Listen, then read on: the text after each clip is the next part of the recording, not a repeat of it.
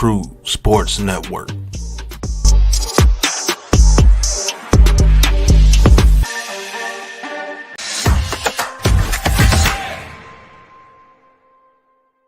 Hit the mic opinions with the snap. NYG22, yeah, that's the cap. Unpopular takes, but we cut no slack. Watch the views climb while we talk that smack. It look like we running with DJ for another year, girl. I think the Giants are going to get off to a fast start. This channel for them high sports laws. Got the bass that hit like heavy doors. Unpopular opinion sports where the talk roars.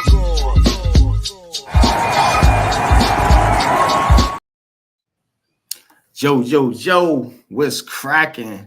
We back, man. Yeah, I know it's been a little minute. Had to take a little break, but we back, man, for another edition of Heart of the City, man. It is on fire right now. That being the city, the news, the rumors, the teams. Like, it's so much going on, man. Can't wait to talk to y'all about it, man. So, again, it's me, your boy, NYG Double Deuce, and I'm here tonight with my main man, Leaf Diggy in the building, and, of course, the one and only S.Y., a.k.a. Man-Cave, man. We about to turn up, man, with this NYC sports talk. I'm going to tell you something.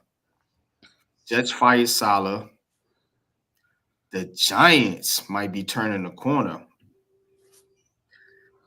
Baseball is popping, man. We might have a Subway Series brewing in the World Series. What do you know? Yankees and Mets is popping. Guess what? We might be crowning a champion here soon because the WNBA, the Liberty, are in the WNBA finals. And hockey is starting and basketball is starting too, man. We got a preseason game tonight. And my man, Leaf Diggy, is going to be calling it right here on the Big Blue Crew Sports Network. So let's get it, man. But before I do that, man, I want to talk to my brothers, man. What's good with you, K? What's good with you, Leaf? How y'all feeling tonight, man? What's popping? So we feeling good, man. You know, like I said, lots going on in New York sports, man. Like I said, city's on fire for the Liberties, the Mets, the Yankees. You know what I'm saying? Everything is good right now in this fall. Coming up in the fall, as like I said, NBA preseason's here. NBA is about to come back, man, and stuff like that. But you know how it is, man. So, New York, things is always going on. A city that never sleeps. Definitely, man. What's good with you though, Leaf, man? I know you're getting ready for a game tonight, man. Talk to us, bro. What's popping? Definitely, man. Listen, the return of Nets Visual tonight and the return of Leaf is the League will be coming soon. Of course, on my channel, and of course to the Big Blue Crew fellas.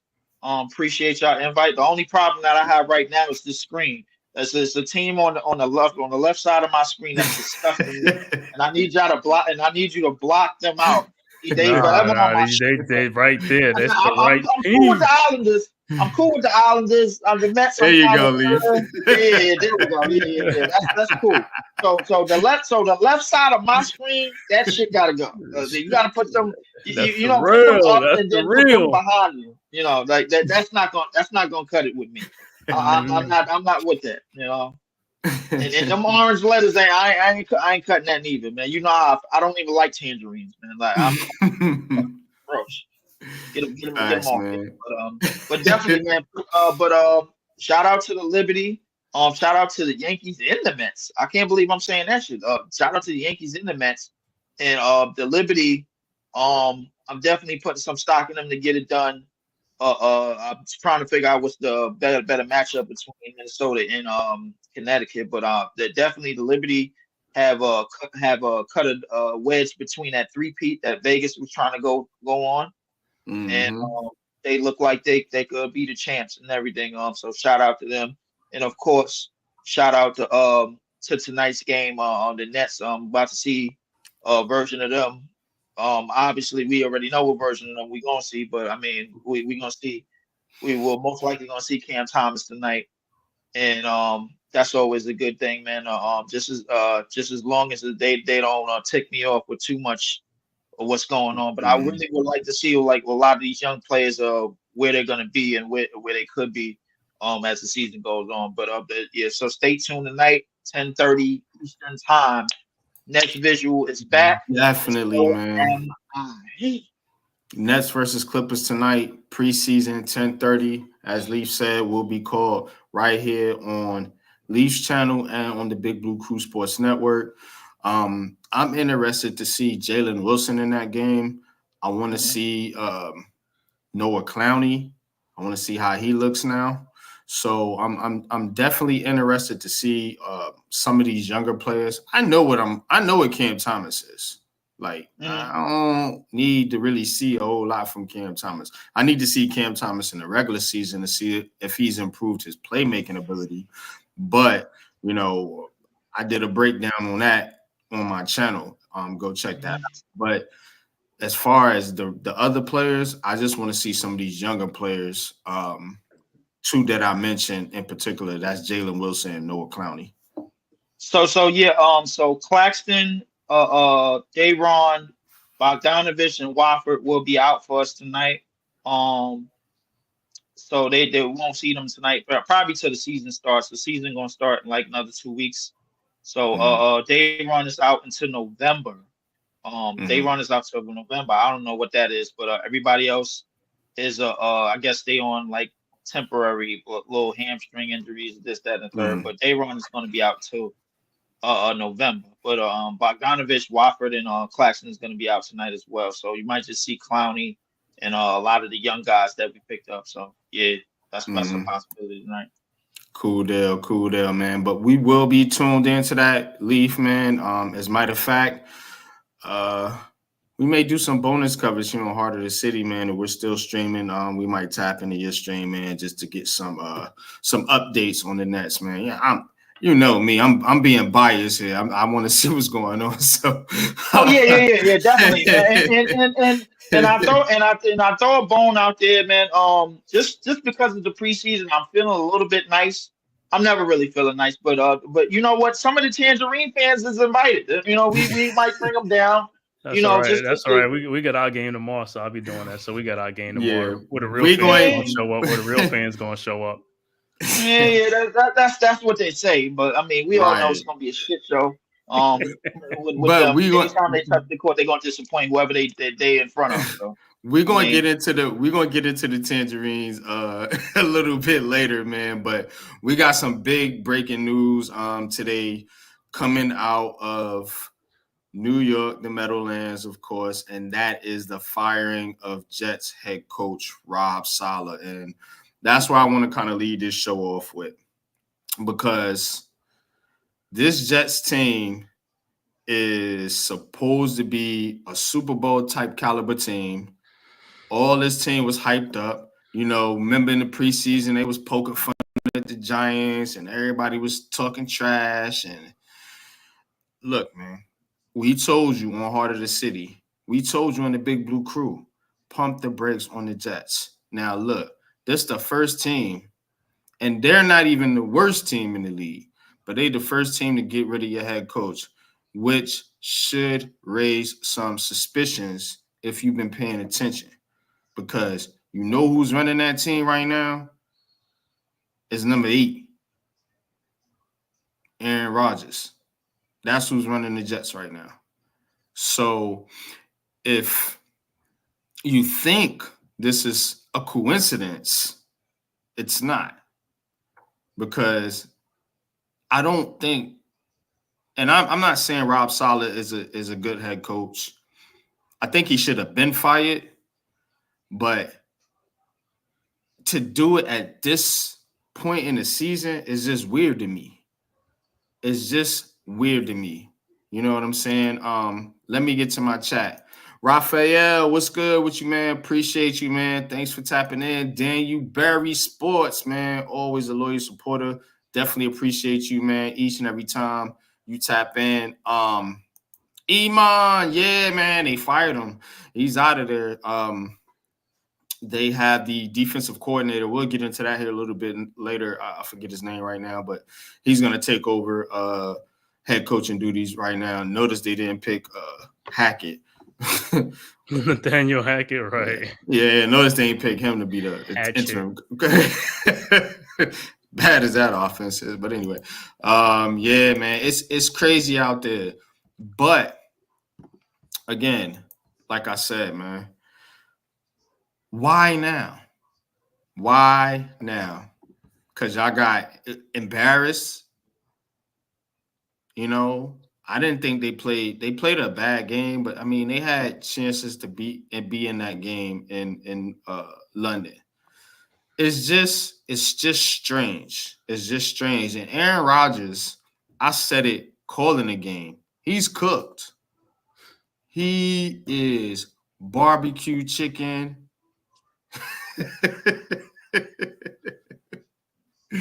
He is lo mein. He is ribeye, grilled, charcoaled. Yeah, that's Aaron Rodgers. Put him in the dishwasher. Put him in some soap, some water.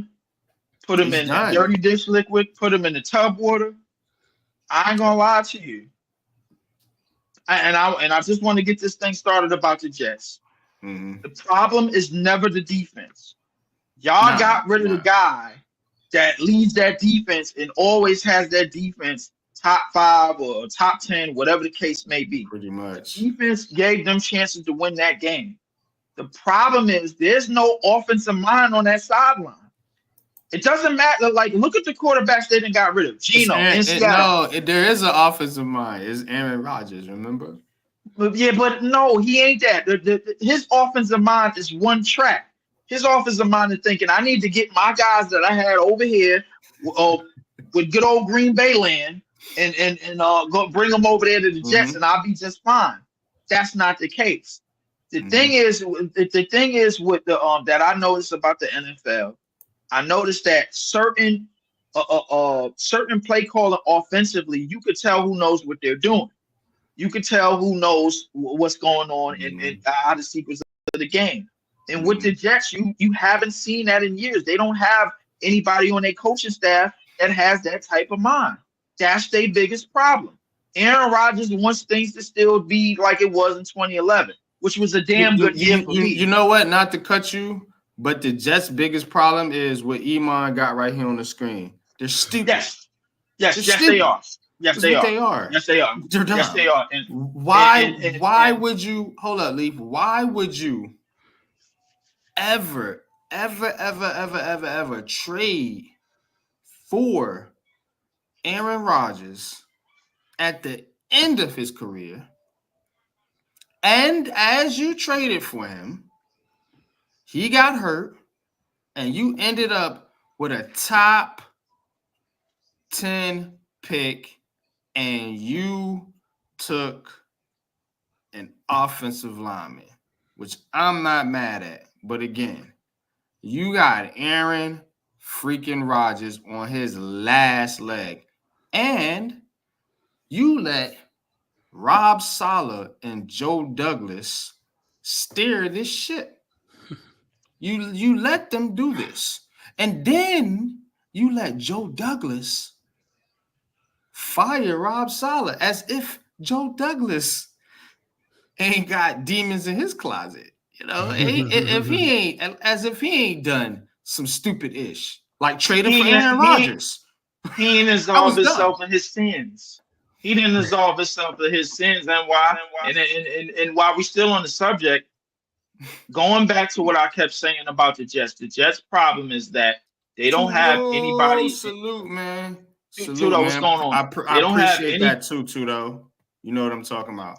Much love, bro. The Jets don't have anybody on that sideline on the offensive side of the ball that's serious about winning football games. They don't. That's the problem. The defense is not the problem. The defense is going to give them chance after chance after chance to win games. And you saw that on Sunday when they was only a score away. They was a touchdown away.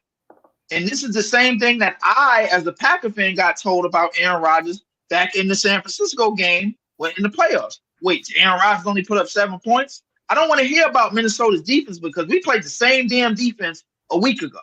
And I don't want to hear nothing about Denver's. It was all good just a week ago. Exactly. So the reality is the situation is And yes, Aaron Rodgers is cooked.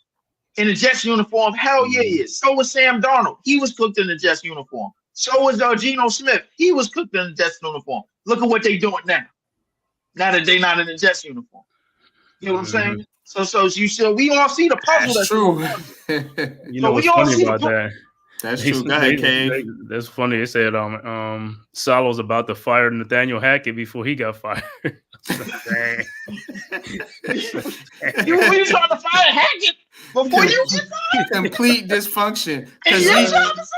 Because somebody got to take the blame, and it ain't gonna be Aaron Rodgers, and it ain't gonna be the owners. It's gonna be one of you two. So they playing the Spider-Man the me pointing each other. It's his fault. That was his fault. That's basically what they doing. But you know the thing with Saleh's a defensive coordinator. So I mean his defense is good. I mean he could do that part. You know what I'm saying? He just got to get an offensive. The defense is better than the offense, right? So I will say that. But then he got Nathaniel Hackett, and everybody was like, "Oh man, that dude flamed out in Denver. You gonna bring him back over here? You gonna bring him over here?" But that's the problem. Being a head coach, Cave, you got to manage the whole team. You can't just pick a side of the football and say, I'm in charge of this. You ain't doing your job, so you got to go. No, you got to go because you're in charge of him. You're the reason he ain't doing what he's supposed to do. Who's going to be the next coach? I want to see what's going to be the head coaching search, see who it's going to be. Man, who knows? Who cares? They're gonna screw it up. Cave, does it really matter at this point? But what I'm gonna say this is like if he got fired, I'm pretty sure Joe Douglas is about to get fired too. So the next person is gonna be the GM. He's gonna hire his coach. I don't think Joe Douglas is gonna be around, so he's gonna get fired. He'll be the next one to be fired. Exactly. So we already know it's basically a hamster wheel that's going on. You getting fired, you getting fired, you getting fired, you getting fired. Your ass will get fired. Then we gonna hire y'all again to get some short money. You gonna get fired. Who would want that job though? If you know you're gonna get fired. My thing is that the person that wants that job. Hold on. Now I'm gonna be surgical when I say this. Mm-hmm. The person that wants that job is the person that knows that they can change everything on the offensive side of the ball first. Because the defense was never the problem. Exactly. It was never the problem. So the person that wants that job, honestly, 100,000% believes that he can change the offensive side of the ball and change the culture of the Jets losing ways. No legit coach. I'm gonna tell you right now. No legit coach is gonna take that job when Aaron Rodgers is quarterback. Because you can't do what you want. If I'm a coach, think about this. If I'm a coach and Aaron Rodgers is a quarterback, and I know for a fact I might got a year with him, if that. And he's probably halfway checked out. So why would I take that Jets job knowing that if it don't work out, guess what? Now I got to go find a quarterback. Now my team's going to be some shit, which they already are. So now I got to think about how can I build this team up? The only way to build the Jets up is to tear them apart pretty much. They got to move on from some of these cats. Like, you know what I'm saying? Like, you got Aaron Rodgers in here, cool, and you brought in Lazard, stupid move. You know what I mean? You let the pass rusher go. You know what I mean? Like, now you got to think about who? Paying Sauce, paying Garrett Wilson. Like, it's a lot of things that the Jets are going to be facing. And you need somebody with some patience that's willing to move on from a lot of the mess that's already over there. Like, they got to do kind of what Shane and them did with the Giants and kind of start getting rid of some of the players that people love and don't want to move on from, because that's what's going to be best for the team overall moving forward. We'll see how it turns out for the Giants. But as far as the Jets are concerned, you can't roll. You can't keep rolling with Aaron Rodgers and this group of offensive players, like Leaf said. Hackett got to go. Rodgers got to go. All his buddies, Lazard and all these other guys he bringing over here. Get them all out of here. But redo the team. But like Leaf said, is that job is a little bit easier than a lot though, because they have things to work with. The defense is it is a top type of defense, so you really don't have that much to change, just the offensive side. So I mean, it's not a total breakdown. So some other coach could go there, like offensive minded coach, or a new like the ownership from like how the Commanders got from like San Francisco. They can go in there and change that thing within a year, 2 years, get rid of Aaron Rodgers, whatever, and just fix the offensive side, and they'd be right there. What I'm saying. It's going. I mean, it's hard. It sounds hard, but like I said, it takes the right person to get in there. Ownership, right. I mean, right. Front office. That's all. Yeah, nah, I'm not right all the time, man. But I just think about it like this, man. If I'm a coach, like a legit head coach, think about somebody like some of these coaches on the market right now. Bill Belichick going to be on the market next year. Mike Vrabel, Pete Carroll. You know what I'm saying? You can do like that if you want to, but these are prominent head coaches that can turn your franchise around. Look at what retread Tom Thibodeau, to make a basketball analogy, did for the Knicks. It can be a similar situation. It doesn't mean that they're going to take you to a championship. It just means that they can come in there and get you right. It's like, yo, we need to get right. Let me call this dude. All right, I'm going to go in there. I'm going to get y'all right. Y'all might still be like 500-ish or like teetering on the playoffs, but you're not bottom of the barrel. You ready to compete. That's the kind of coach I think the Jets need. That's the kind of coach I think the Giants need. I'm not sold that Brian Daboll is that guy, but we'll see. Pop. The reason why I shook my head to that is because the names that you mentioned in particular, they done been there and done that with the Jets. Like the whole, like we got to remember how Vrabel hasn't been a Jets head coach. Not Vrabel. Everybody except for Vrabel have been there. Carroll and Belichick, but there'll be other head coaches. I'm just using them as examples. Right. I know you're using them, but here's my thing. The thing is, well, before I get to that, we got to remember how whatchamacallit got the job at the Patriots to begin with. Belichick. Mm-hmm. He went downstairs in 99 and saw that Jets team and looked around the practice field. He was like, man, I ain't coaching them, man. Listen, I'm out of here. Because really that what Paul Saleh left that for him. Remember, Paul Saleh left that for him. The owner died. Paul Saleh left that job for him because he had got something else. He had got another offer somewhere else. And then at the same time, Kraft was on the phone with Belichick. And he looked around at this field. He's like, I ain't coaching this team. Hey, I'm out. You know, was that the Eric Mangini? No. That was the that winded up being Belichick. That winded up being a Herm Edwards, if I'm not mistaken. I think so. Yeah. That winded up being a Herm Edwards. Yeah. And so realistically, so yeah, I remember that day. Number two, the NFL likes young and cheap, and neither one of them dudes that you talked about ain't that. Well, except for Vrabel. I can't. Well, I could kind of say Vrabel. And you know what you just said. The NFL likes young and cheap, and you know that's probably the direction the Jets are gonna go. You know why? Because the Jets are stupid. They're stupid. I think you already went this type of route multiple times. Yeah, right. Same thing I said with the Giants. Now, if you want to argue with me, everybody's so sold on Washington, right? Mm-hmm. Who's their head coach? Dan Quinn. A retread that nobody really wanted as a head coach. He was their last choice, literally. In my opinion, I think Buddy from the Kansas City staff should have been. Buddy from the hold on, no, I get you on that. But I think Buddy from the Kansas City staff should have been head coach. What's his name? Bieniemy. Bieniemy should have been up for that coaching job. And I think everything that they're doing right now. No, for who, the Commanders? Yeah, with the Commanders. Yeah, but no. But yeah, I understand that. My point is this: you need something. Listen. you're still gonna go with youth because that's what the NFL is every year. And when you got Aaron Rodgers at the helm, he kind of slows down that type of rhythm for you to get you at those positions and at that position and at certain positions on the offensive side of the ball. So realistically, if you got a guy that's 40 years old still thinking that he can still test the limits of time, and we all know that he can't, but the Jets are saying, hey, we're gonna sell some tickets anyway because he making money off a name. Don't they kind of sound like the Los Angeles Lakers to you? Yeah.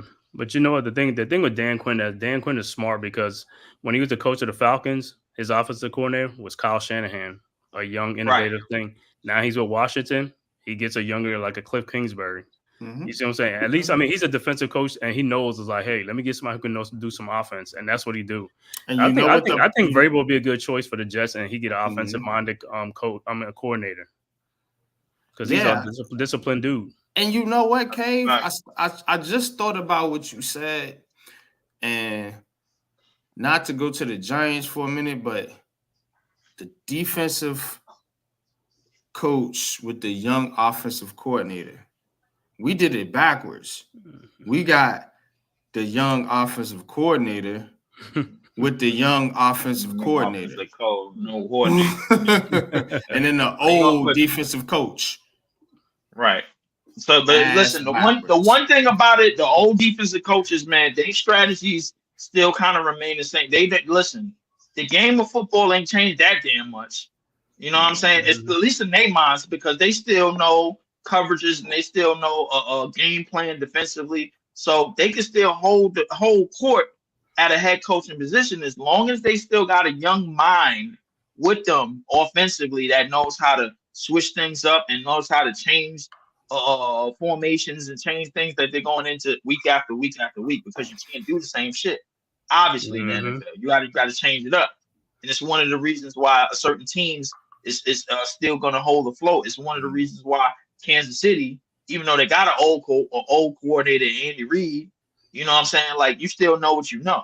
You know what I'm saying? All right, yo, listen, we don't need you out there playing backyard football, Mahomes. Guess what? We're going to get the ball to some of these backs, and we're going to make it do what it do. We're going to play the right brand of football. Now, if you're the Jets, right,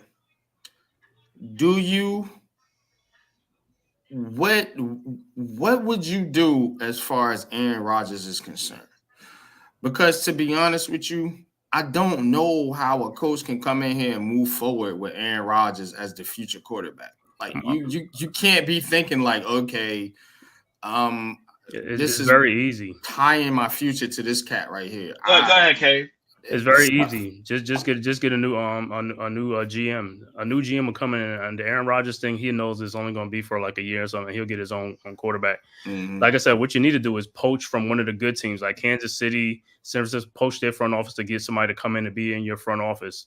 That way, you could bring in like your own coach. Like I said, let's say it's Vrabel, and then you get somebody like an offensive coordinator or wherever the guy decides. But they know Aaron Rodgers is only going to be there for a year, and that's about it, and they can move on from him because they know he's an old guy. He's not going to, you know what I'm saying? He's not going to be a fight 4 or 5 years. So they could get out of Aaron Rodgers' contract within a year, and that's it, and just go draft a young quarterback to sit behind Aaron Rodgers, let's say for half a season, and then take over, and then that's it, and Aaron Rodgers out the door.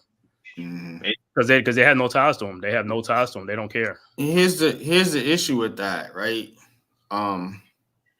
This year, the Jets are probably not going to be bad enough to be anywhere near getting like a top quarterback. You know, they mortgage more picks. You know, they already sold picks to get Aaron Rodgers. You know what I'm saying? So it's like you're selling your soul to the devil twice. What I'm saying is you keep him this year, and then next year when you go really flounders, then you can get a quarterback that following year. That's all I'm saying. That's it. But again, like, to me, I think you have to cut because, again, okay, so if you're a GM, head coach, and you say, all right, you're doing the Daniel Jones thing with the Giants. What I think it's just like you pushing the quarterback onto a new GM, a new head coach or whatever, and then you're going to say, hey, let's see if it works, and then we'll let you pick your quarterback. Okay, well, circumstances happen and say you're not in position again next year to get your quarterback because Aaron Rodgers plays, he's on a swan song or whatever they call it, and he gets you to 500, but you still get mopped in the playoffs. So it's like, yeah, now you kind of stuck. Then he slides off to the sunset. But y'all picking, you know what I'm saying? 18th, but here's 19th. the difference, though. Here's the difference. Daniel Jones was younger, though. Aaron Rodgers is already old, so they already know that. So, I mean, Daniel Jones is like 20-something years old, so that's a little different. The next GM coming, he's not going to do that. He's just like, hey, we cutting ties after this season, and that's about it. He's not going to do that. They're not going to – because Aaron Rodgers' contract is not, you know what I'm saying, like 2 years? Is another year on the contract? That's about it. But see, see what I'm saying? The dilemma is you fired your head coach now. So automatically what you're telling me is whatever head coach comes in here, he got to deal with Aaron Rodgers. And I'm saying that's at least for 1 year. And I'm saying that's not going to work. Aaron Rodgers need to go with where Rob Saleh went, in my opinion. After this year's done, they need to move on from him. You got to look at the dead money. How much is the dead money? And that's why they shouldn't have cut Saleh right now. That's I'm just saying, like, I got to look at see what is his dead money after this season. Because if you can't move on from Rodgers after this year, bro, you just screwed your next head coach. You screwed him. You really did. You know what I'm saying? And we already know it ain't no patience in New York, so we can't sit up here and say, he'll get a couple of years. Yeah, fucking right. Hey, but you know what though? It's the front, whatever front office you get. If they shrewd enough, they good enough, they can make things happen, man. Trade. But you gotta have a plan, though, bro. No, that's what I'm saying. That's what I'm saying. The next two, it's gotta be a good front office, and they will have a plan. You know what I'm saying? Not some rinky-dink retread or something like that. That's you be like, oh, he was a failure before, not somebody like that. Yeah. Like I said, just like Washington, like I said, they got rid of the ownership. I mean, that was a different situation, but they got new ownership and all stuff, But like I said, Kansas City, other successful teams is go to their front office, get somebody there, and they'll do what they gotta do. Y'all hit that like button. Y'all share this on your social media platforms. Y'all help this network and this channel grow. Again, this is Heart of the City. There's imitators, but this is the real original. You know what I'm saying? I see him biting. I see him in the corners, peeping your style. You know what I'm saying? But again, if you're not rocking with Heart of the City, you ain't real because everybody else getting their style from right here. Big Blue Crew Sports Network, man. Appreciate y'all, man. Thanks for tapping in. I'm your boy NYG22 with Escott and Leaf Diggy, man. Now let's get into this. I want to get into Liberty a little bit. Let's talk Liberty, man. What's about something that we all enjoy right now? Ladies, man. The ladies, man. Look, man. Where Coach at, man? Ladies, smiling, bro. Ladies, bro. Man, Coach, man. Listen, you know what? Shout out to Coach, man. Hope you return 40 years out, man. Because definitely, man. Just to speak on the Liberty a bit, man. I think they really exercised the demon a lot. In this Aces series, and redeemed from last year. Definitely did. Sabrina played very, very well. Of course, we know Stewie played well. The X factor going into this finals, in my opinion, Jaquel Jones. If she plays dominant, if she plays in that paint and dominates, the Liberty can't be beat. The Liberty can't be beat. As long as she is in there, she's holding down the fort and she's dominating that painted area, and she's coming away with 20-something points, 16 rebounds, those type of game. I don't think anybody can do anything with her, man. And don't get me wrong, that's no disrespect to Minnesota, no disrespect to Connecticut, but I strongly believe if you get a certain version of Jaquel Jones in this series, you are the Liberty are going to be champions. There's no hook or crook. There's no ifs, ands, or buts about it. Jaquel Jones has to put a stamp on this series. It from looks start to like finish. it's gonna gonna be be Minnesota. Minnesota. I'm watching it Minnesota's right up now. 19 right now on Yeah. Connecticut. I was looking With around forward 5 to minutes left in Minnesota the fourth. and to talk about the matchup. I think Minnesota, they kind of remind me of the San Antonio Spurs a bit because they have a formula. What they have is a team formula, and it's hard to beat a team formula. But when you have the players to do it, you got the players to do it. And I strongly believe, and don't get me wrong, as good as Nafessa Coley is, as good as Courtney Williams is, as good as McBride and the shooters have been, I strongly believe the Liberty, they have exercised the biggest demon in the league, which is the Vegas Aces. The Aces, they kind of been on cruise control. They didn't really cover a lot of the holes that they should have covered, but the Liberty managed to beat them 3-1, and now it is time. It's time. Gotta be time. It's gotta be time. Don't piss me off. Don't be the Buffalo Bills. Don't keep getting to the championship losing. Don't be the Knicks of the 90s. Get out of here. Don't do that. Don't get there and then lift me up only to be like, oh, well, yeah, we just no, don't do that. We don't need that. I told you what happened in '94. It was that OJ thing, man. We don't care. We don't give a damn. We don't give a damn. Listen to me. Jaquel Jones, you are without a shadow of doubt one of the best, if not the best player in this series. Miss Jones, I need you to put your stamp on this series, Miss Jones, hands down. I am listen. I swear on everything, man. Y'all better get this done, man. Man. I'm taking some Minnesota. It's gonna be tough. They got to make shots because Minnesota can score, so they got to make shots. Unlike Connecticut, that's a defensive team and they can score, but Minnesota can score. So the Liberty's gonna have to keep scoring, man. They're gonna have to score because Minnesota's gonna keep on coming. They're gonna keep coming.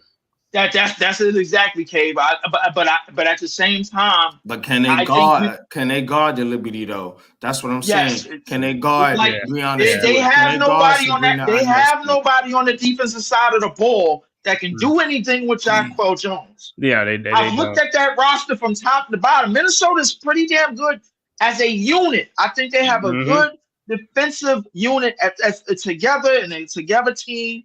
I think a lot of their team reminds me of San Antonio. But goddamn it, Jaquel Jones needs to put her stamp on this series. There's no ifs, ands, about that. If she doesn't do that, the Liberty will not win this series. It's that simple. I'm not gonna say this no more, man. Like, y'all better win this damn thing, man. I swear to God, bruh. You know what I'm saying? You already know, man. But Cave, man, what's your prediction, man? In this series, man, how you think this outcome is gonna shape now? Right now, I don't want to crown Minnesota just yet, but you talking about this game right here? Yeah. Oh, they're gonna win this game, man. I'm talking about like in the upcoming series. I'm trying to preview the series, but this game isn't technically final yet. But it looks like it's gonna be Minnesota. How you think they match up with Minnesota, and what you think that's gonna look like?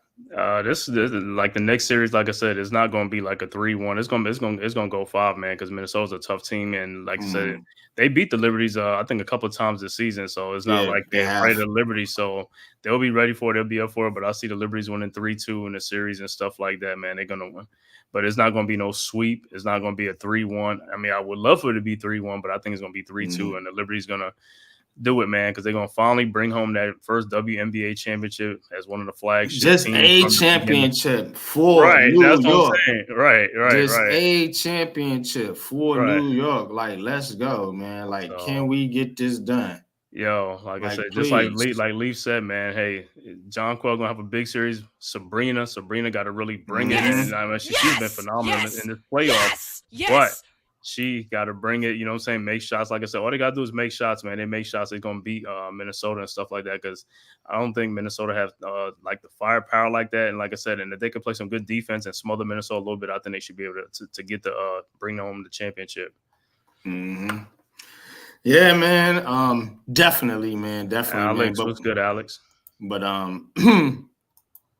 Alex, what's good, man? Salute, man. Appreciate you tapping Alex, in. what up, man?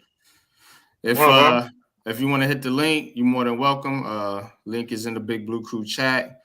We talking New York tonight, man. So it's whatever. We can go Yankees, we can go Mets. We gonna talk about the Mets here in a minute. Giants, Jets, fire their coach. Giants looking like they might do something now. Finally, waking up the sleeping Giants.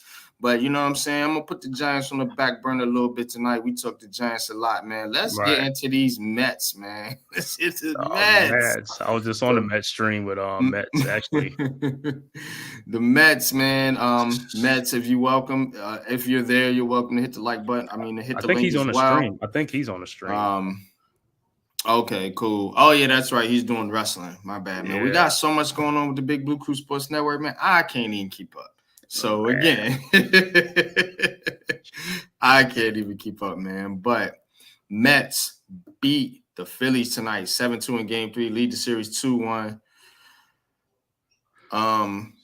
Look, man, this team is still, you know what I'm saying, hanging around. Like, I respect the Mets. I respect the Mets for this reason. This team last year basically ripped the team apart. You know what I'm saying? They were looking to the future, you know, trading this player, trading that player. Went into this season with minimal expectations and started the season off like everyone expected them to. Like they was going to just be like they was just going to be trash this whole year. Rodriguez, man. And then boom. Boom, boom, boom. The blue guy, Grimace, shows up, and this team just takes off. And he might have propelled them to a World Series berth right here. I'm just saying. That's crazy, because man. It is wild. Because ever since this, and we track this stuff on Heart of the City. That's why you got to listen to this show. That's why you got to listen to this podcast. Ever since that purple dude, now I know because I'm not even a Met fan. Ever since the purple dude came up, and they went on that streak. They've been a good team ever since then. I don't know what it is. I don't know how it happened. I don't know why it happened, but it happened. So I know, right? Ever since that point, this team has been good. But in reality, they hit the ball well and they're pitching well too. You know what I'm saying? Only giving up 2 runs to a very, very good Phillies team, division winners. Look, man. Shout out to the Mets. Yes, sir. That's all I can say right now, man. You know what I'm saying? I want it to be a Subway Series. That's just me being selfish. You know what I'm saying? I want the Mets to roll through the NL playoffs. I want them to beat the hell out the Dodgers too if they make it. Just dog walk them dudes. I can't stand the Dodgers. You know what I'm saying? Okay. And then we can't stand the Dodgers. Wait, what's going on with Dodgers? I can't stand the Dodgers. Me. I'm a Yankee. I'm not because I know it's been a while. I mean, I still got people in Ebbsville, Brooklyn, or over there. And they left. They left. Yeah, of course. Exactly. But I'm gonna say this about the Mets. Go ahead, okay. The Mets is like I said, it's just like it's totally different. Like flip, like last year they bought all these stars to win a championship, and they were so terrible, and they end up trading all these guys. And this was supposed to be a rebuild and whatever type of stuff. And look at them now, man. They just like totally went the opposite way. This season kind of reminded me of the Mets. It reminded me of the Giants when they played the Patriots in an undefeated season. That last game that they lost to the Patriots, and then they met them in the Super Bowl and beat them. and won the championship. And that's what the Mets is starting to feel like with the Phillies.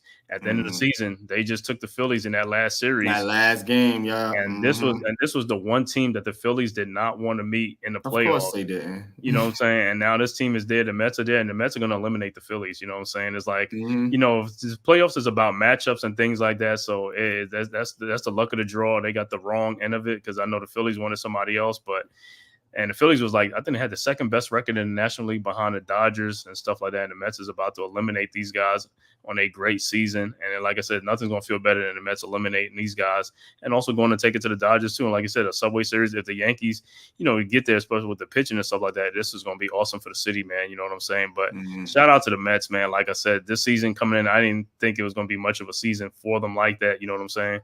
You know, but hey, they turn it around and grit, whatever you want to call it, and determination. And hey, I'm happy for them, man. I'm happy for the Mets. Yeah, Alex says, was at the Yankee game last night. Waste of $160. Yeah, I'm very disappointed in the Yankees, but we'll see. We'll see how it turns out. I'm gonna get into the Yankees in a minute, man. But he also says Jets made the right decision today. I don't know why people dunking on the Jets. Definitely for the wrong reasons. No, I'm agreeing. They should have fired Saleh. It's the timing of it. It's like, it's just weird. Like, you should have got rid of that dude last year. You know what I'm saying? I mean, but now you kind of put yourself in a bind a little bit because you fire him mid-season, and if your season goes off the rails, which it looks like it is, and now you're going to have to get a whole new head coach. And then what do you do with Aaron Rodgers? And then what do you do with Joe Douglas? It's just like, if you're going clean house.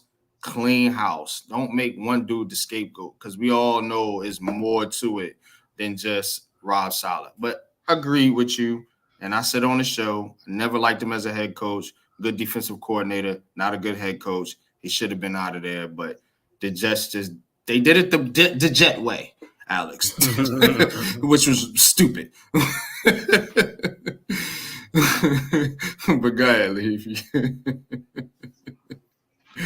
Yeah, I haven't really been watching the baseball games, but shout out to the Mets. I guess I could say shout out to them, man, even though they wear the same colors of a team that's on my shit list. But shout out to them anyway. Well, the Islanders wear those colors too. We can't be mad at them. Can't be mad at the Mets. I don't really watch the Islanders or the Mets, man. I'm just like, I gotta turn on my TV. Giants and Rangers wear the same colors. They wear blue, man. So here's the thing. The Giants they're not at the top of my shit list. I mean, the Jets the only team that wear a weird color. Everybody else got blue, red, or orange. And but they got the Packer green. You know what I'm saying? The throw up vomit color. You know what I'm saying? The vomit. That's not what. That's not the same green. Weirdos. That's not the same. It is the same green. It's the green. No, it ain't. It's not the same green. That's why hideous. It's hideous. No, it ain't. It's not the same green. That's why they losing. But shout out to the Mets. Shout out to the Mets, man, and definitely looking forward to another. Congratulations on your team. All right, it went definitely final, looking forward to another Subway Series. Went final. Minnesota just won 88-77. So yeah, that's who it'll be. Oh, Minnesota it is, man. Like just capitalize on what we saying about the Liberty, man. That might be a tough matchup, but shout out to the Mets for sure. I guess we can see a Subway Series just to say New York is beating the hell out of each other, man. Again, appreciate you, Dondi, man. Appreciate you, Dondi. Man. What up? Thank you, man, for supporting the show, man. And yeah, go New York, man. At least I do try to support, all the New York teams, you know what I'm saying, when applicable. I don't. What I said, when applicable. So when it's right to do so, basically what I'm saying. It ain't never right to do so. But, everybody got their opinions, and, I'm more mad at the Knicks fans than the actual Knicks as a team. You know what I mean? The Knicks fans are just... I don't know who they're starting to become like Cowboy fans. Yeah. You know what I'm saying? So I'm definitely more mad at the Knicks fans than the actual Knicks as an organization. So I can't really. I don't know who disgusts me the most, man, the franchise or the fan base. Definitely the fan base. I'm like, Definitely the fan base. To me, it's flip a coin. I'm like, and guess what? Knicks fans don't give a damn about what y'all think. We don't care because we run this town. We run guys this like city, you. bro. This is why I made that statement.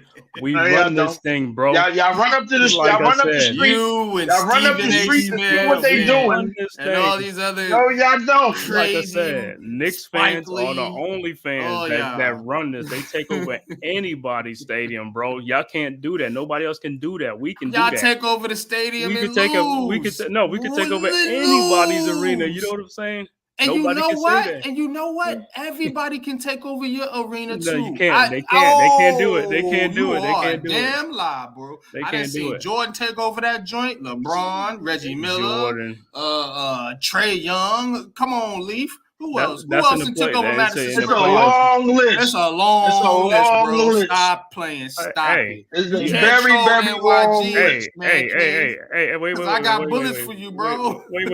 You troll me. Wait a minute. The Pacers take over. Every version of the Pacers have took over that damn arena. Hey. They walk in there and do what they want, leave.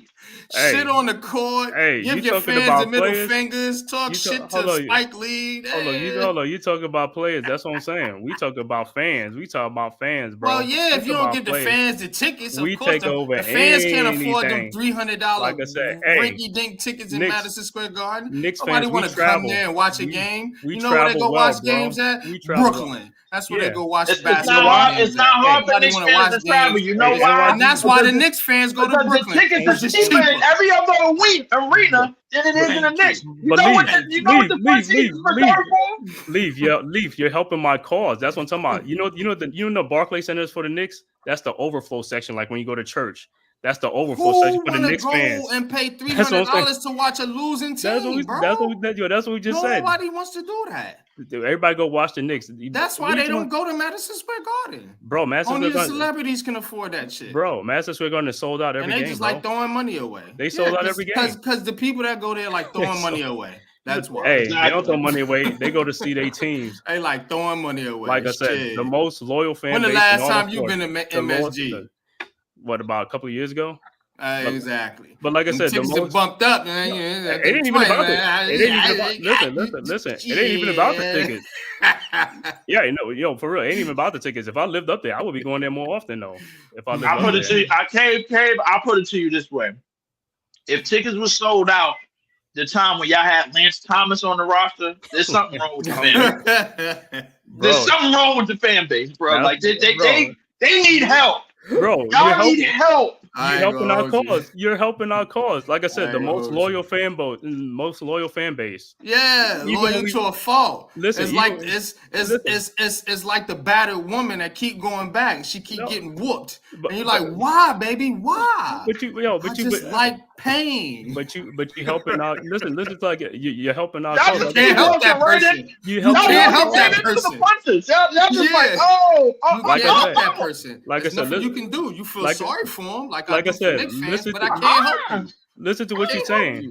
You can never say Knicks fans are bandwagon. We there when our team is losing and when we win this. I never said that. No, I'm just saying people can't say that. People can't say that. The Knicks fans are no. I would never say that, Kay. But y'all all been y'all got mental issues. Bing bong. I got a lot of mental issues. Bing bong. You know what I'm saying? Y'all ain't right up here. Times. Y'all not right up here. Yeah, we right up there.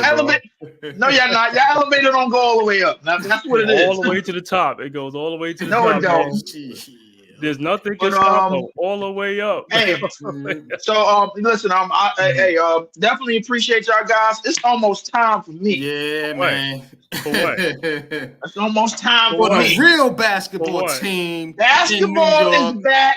You talking about Intramural? Go watch Intramural. Basketball is back tomorrow night. And we all here. Basketball is back. Shout out to the Blue fellas. Shout out to the Big Blue crew. We are back, and so am I. I'm back here too, man. And next visual is coming up in about good 15 minutes. I'm gonna do some pregame work, get all my exercise demons and everything, get them all out of the way. NBA basketball is back. I'm gonna be here as much as possible. Appreciate Pat. Appreciate Lou. Appreciate MYG. Appreciate Cave. Everybody here at the Big Blue Crew Network, man. Appreciate the honor and the privilege to be here with you guys, and hope to grow. And man, we gonna lock in, and we gonna do a whole lot of things, man. Y'all see baseball on one end, wrestling on another end. We doing, of course, NYG got Heart of the City, all the New York sports on another end, man. You got Giants football. You got football all over the place, man. Monday night football, Sunday night football. It don't matter what night football. You know what I'm saying? So like, definitely we back in effect tonight. Next visual. I'll try tomorrow night. I'll probably get some Leaf is the League is in. Leaf is the League in and try to do that opening night. Celtics versus the Tangerines and another team that I don't even like. I'm gonna probably do that as well. But definitely appreciate everybody up here, man. Appreciate everybody in the chat. Hit the like, share, subscribe button for my man NYG Unpopular Opinion Sports, and also catch my man Man-Cave. He always do content on the shit ass Knicks. But definitely man. Appreciate y'all. Real channel. Great, appreciate y'all, man. All handshakes above. Appreciate y'all. We locked in. Let me get to my page, man. I will see y'all soon. StreamYard, man. Yeah. I got words for y'all. But I'm gonna leave it alone, man, because I'm on my man page, man. Yeah. Appreciate it, definitely. I'll holler at y'all. All right, man. Appreciate you, man. Shout out to Leaf Diggy, man. Putting in that work on the Big Blue Crew Sports Network, man. Dope to see all types of different content on the network at the same time. Of course, we over here with Heart of the City. And we got wrestling on the network now, and of course basketball, as well as football all the time, like Leaf said. So definitely, man, it's an exciting time, man. You know what I'm saying? Baseball was on earlier with Mets. So salute to you, Mets. And that being said, though, man, I think they're doing wrestling right now. I don't know if they they doing wrestling right now. So that being said, real quick, so we just talked about the Mets again. The Yankees got to do their part to get in there too. Yeah, you know, so Royals are a tough draw, man. The Royals are tough, but yeah, the Yankees, they got to keep hitting it. They hit, like I said, we'll win this series, man. But you can't keep leaving people on base, man. I know runners in scoring position is like you gotta bring these guys home, man. That's the most important time to get hits, man. I don't even care if you hits, man. I don't even care if you hit it to the outfield, get it out of the infield. That's all I care about. You score some runs. Bro, Aaron Judge has not been clutch. Yeah, this is the playoffs at all. Yeah, like I said, I don't know what it is, you know what I'm saying, as far as like the last year and a couple years, like, hey, he got to get together, like, you know, shake it off and stuff like that. It's not about home runs all the time, you know what I'm saying? I don't care, hit double, single, all that is still good, you know what I'm saying? Because the whole thing about it is just be clutch when, you know, especially you got runners on second and third or something like that. I don't care, just hit a single or a double, you know what I'm saying? Not I don't care. Home run would be great, but hey, just try to make contact with the ball, get it out the infield and stuff like that, and score some runs. And I know people don't want to manufacture runs, but manufacturing run is the best thing too in the playoffs to, you know, put some more pressure on the other team's pitcher and stuff like that, you know. So, but like I said, man, salute, man. Peace and blessings to you too, bro. We just talking about you, man. WNBA, happy, bro. Yeah, man. We just gave you Liberty a big shout out. Rewind the stream, man. We just talking about the Liberty going against the Minnesota Lynx. You know, I got my gals winning. You know what I'm saying? Cave got the gals winning. So, yeah, man. Salute to them. It's gonna be tough for the Lynx, but it's gonna be nice. It's gonna be great. Leaf mentioned, and I have to agree with him that Jonquel Jones will be a big factor in the series. She's tough to deal with. And I don't know. I like them tall centers, some tall girls. I mean, you know. Cardosa, you know, Jonquel Jones. Played in the post. What's my other girl's name? The Black Barbie. You talking about Angel Reese? Angel Reese. I like them type girls. You know what I'm saying? It ain't nothing wrong with shooting a three. You know what I'm saying? Being a 3-point shooter, man. I just think in the post game. Yeah, man. The physicality. I'm saying that you see down there with some of these Aja Wilsons, another one. So definitely, man.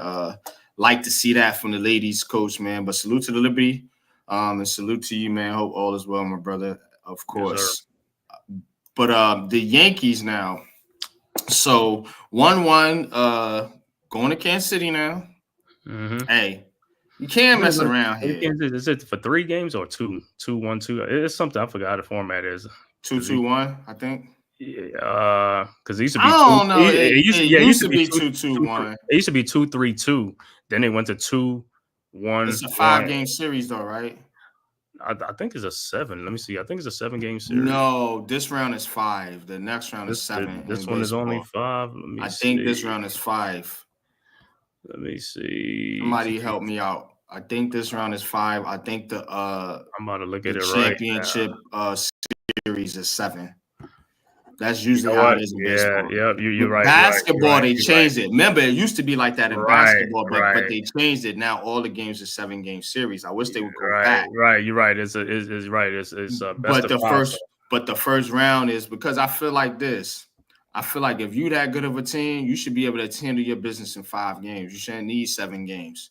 So that's kind of a test to see like that first round should really be dominance by that team, that higher seed, and then as you go into the later rounds, you probably need more games to figure it out because teams gonna go back and forth a lot. That's how I feel about the series structure. So I always like the 5-7-7 format, but they went to the 7-7-7 format. The NBA did, man. But I think this Kansas City team is a tough team, but you the Yankees. You know what I'm saying? You the number 1 team in the AL. Beat them. Right. Beat them and don't play around with it. Like, I don't want this to go to 5 games. And you sitting there sweating in game 5 and you got goddamn Nestor Cortez or somebody out there. Oh my God, what's gonna happen? You know what I'm saying? Like, I don't want this to go down like this for this Yankees team. They at least have to get to the World Series. Like, my God, you got Soto, you got all this talent. So Clark Schmidt is on the mound tomorrow for the Yankees. Clark Schmidt. Yeah, good luck against Seth. You know what I'm saying? Who trusts Clark Schmidt? I don't. But you know what? It's crazy because in the beginning of the season, he started off great, and then all of a sudden he just like faltered or something. I can't stand that dude. Clark. You know what I'm saying? I trust Cole, Cortez a little bit. And I mean, how did Rodon? Rodon is iffy too. Yeah, he's iffy too. You know what I mean? I know he's pitched well, but he's iffy. You know what the Gil, I don't know about him. He's untested, kind of. The Yankees need one of those like from their farm system, someone of those hot prospects from their farm system. Somebody just need to step up, man. That's it, man. We usually have somebody like that, like a Severino or somebody that comes in and this is solid, man. But they haven't had that really here. I'm from the farm system. Like how did Pittsburgh got what's that Skeens, that pitcher that came up from that right? Yeah. We need something in our farm system and that's like one of the when's top the last dude that come up from the farm system from a pitching passport? Right, that's what I'm saying. But that's because we trade them away. We trade them away for other players. We always go for hitters. That's why. We get these hitters that come up through the farm system. You know what I'm saying? We always got those coming through, but we don't never had no pitchers. Right. Why is that? I know. You know what I'm saying? I need answers. Where's the baseball guys at? That's Brian Cashman, man. We need some answers with these pitches. Because if we get some good, steady pitches, I mean, some pitchers you could count on that's going to be steady, go 7-8 innings, like one of them pitchers, like that's even better for your team. Because if you get these guys only going 4-3 innings and 4, that's not good for your team, man. Right, man. And then you can't even trust the closer. We don't even have a closer that you could really trust, like a shutdown closer like Mariano Rivera, or even a setup man like how Wetland and Rivera, when that combination came in, it was over. Wetland and Rivera. Even Chapman, as erratic as he was, right? You felt better about him than he's bringing the heat. He was gonna bring the heat. You know what I'm saying, bro? Like I know it's this team is very, very iffy, top heavy. They're like a donut. No lead is safe. They're solid on the outside. You know what I'm saying, and empty in the middle. Pretty much, you have no like real substance as far as pitching. You just got a few guys that you think are good, and that's it. You know what I'm saying? And you got a few guys that you think, a few top stars that hit pretty good, and your lineup, and that's it. And then when those guys aren't on, then you're looking for these other guys to produce. But guess what? When those other guys are producing, the heavy hitters are not hitting. You know what I mean? So, all right. So with Kansas City, the regular season, we won a series. We won 5 of the 7-game series. So we played 7 times the series, and we won 5 of them. Yeah. So let's continue this stuff, man. Just get rid of these guys. You know what I'm saying? Just don't even play around. These next 3 games and beat both of them in Kansas City. This ain't no team to be worried about, bro. All right, I know. Listen, I know. We don't even have to play the Astros. Didn't the Astros get knocked out already? Yeah, the Astros got knocked out. They out. We don't even have to play the Astros this year.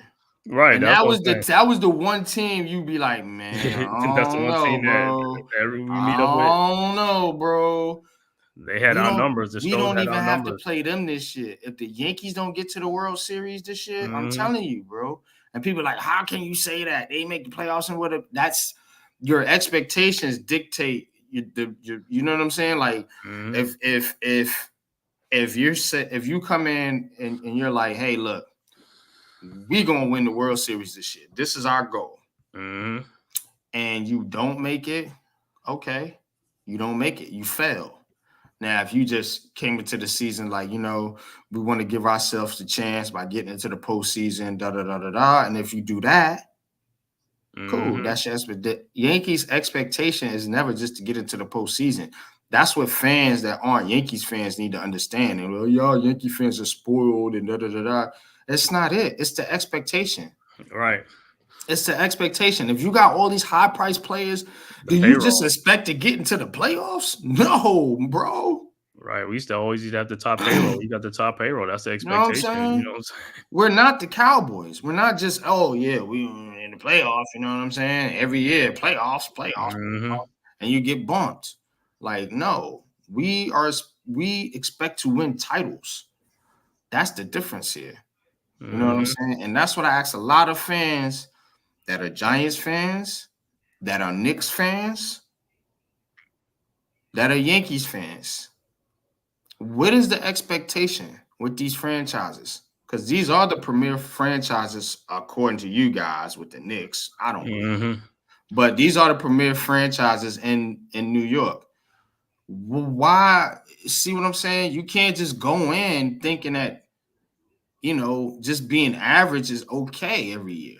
When you put these high expectations on these teams, and these teams are expected to win. Everybody knows the Jets ain't going to win shit, except that crazy fan base. We all know it. Everybody outside knows it. You know what I'm saying? Their expectations are low. The Mets came into this year with low expectations. That's why everybody's so hyped up in Queens right now, because this like a surprise. Like, whoa, we can get to the World Series. Are you crazy? Unexpected, right?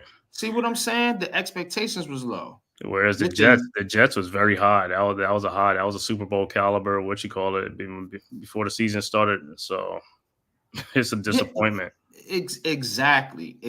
So when it's high, it's a disappointment. That's why I said what I said earlier about the Jets. That's why I'm saying what I'm saying about the Yankees. And that's why I said what I said about the Mets. Now, let's take it to the basketball court. If the Knicks go in here and flop, and the Nets somehow, weirdly enough, make the playoffs, right. It'll be the same situation. It'll be the same you guys are going to be the failures, and the Nets are going to be the heroes, because they had the low expectations and over exceeded them. That's how it works in sports.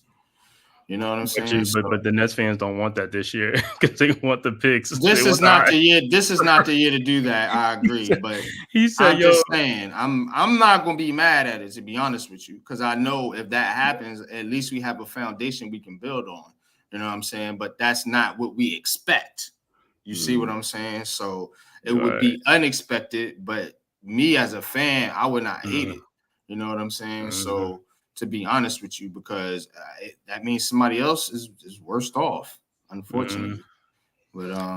But you know, the only difference of basketball is they got the lottery system. So even if you don't have the worst record, you still have a chance to get the number one pick. So you know what I'm saying, compared to football, where it's go by records and that's how it goes, and ain't nothing they can do about it until they change that. You know, teams will be tanking or whatever if they want a certain player. Yeah, I do think they close it out tomorrow. And I think the Yankees and Mets both win tomorrow. I'm gonna go ahead and throw that out there. Because I'm pushing for this Subway Series. I'm pushing it, man. I'm gonna be the fanboy for this joint. Hey, like, I want this Subway Series. I'm gonna say this though, because even after that Yankees game, the Yankees fans are still shouting about FMB. So if the Mets go into Philly tomorrow and they win it, just like how the Knicks won in Philly to close out the series, they're gonna be saying same thing about MB. The Met fans gonna be saying the same thing over there. They're gonna be going crazy and Citizens Park. I don't like Philly sports teams. Like, I don't like Boston sports teams. You know what I'm saying? So again, I'm not a Mets fan, but I'm rooting for the Mets to go all the way to the World Series and come up just short to the Yankees. That's my goal. Bro, that's gonna be crazy. If that happens, man, that would be crazy. You know how much money the city will make. Yep. Golly. This show will be popping every single motherfucking Tuesday. I promise you that. and if that happens, you know what? Guess what? That means New York is going to have a championship one way or the other. If that happens. So that's the best thing about it.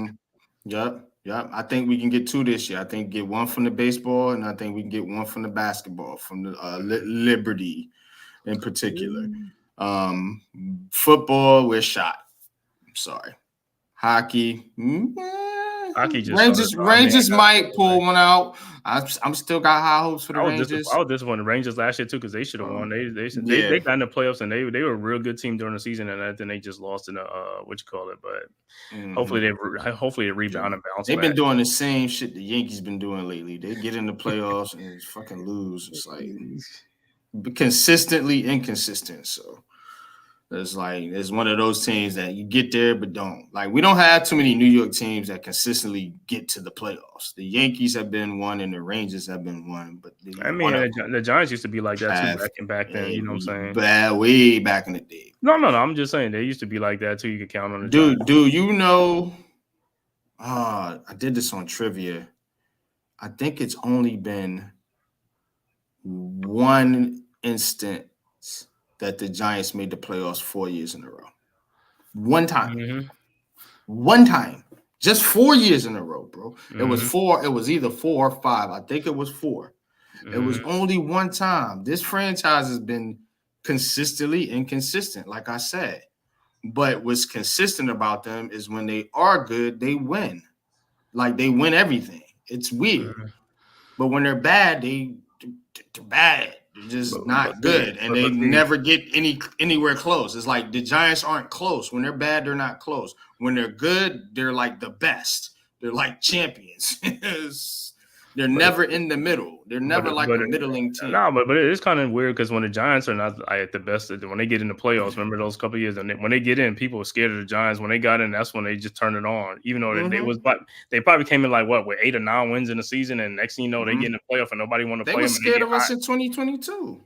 Right. If we don't play Philly, we in the NFC Championship game. I promise you that. All right. We ran into the wrong goddamn team that year. That was the problem. We ran into a buzzsaw. We don't play Philly. We in the NFC Championship. We ran into a buzzsaw, man. It's all good though. But it is what it is, and I don't think that's gonna change anything as far as you know what I'm saying, what expectations are for some of these teams. But that being said, let's see. Okay, now we can get into the Giants. And big win in Seattle for the New York Giants. And I'm going to take this time to give a shout out to Daniel Jones, man. Shout out to Mr. DJ, Mr. Daniel Jones, man, because it can be hard to play in New York. And when you're under the pressure, and I know he hears the noise, when you're under the pressure of having to play in New York, you know, and you basically, this was it. I said it. And Daniel Jones didn't show up in this game. There's going to be curtains for that dude. I guarantee you he would have been on the bench next week.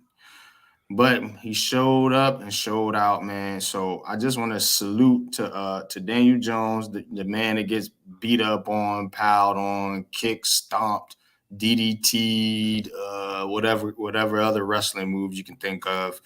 And, you know, for him to kind of fight off the haters, at least for another week, and go out there and submit his job as a New York Giants starting quarterback, man. That was a huge game, huge performance.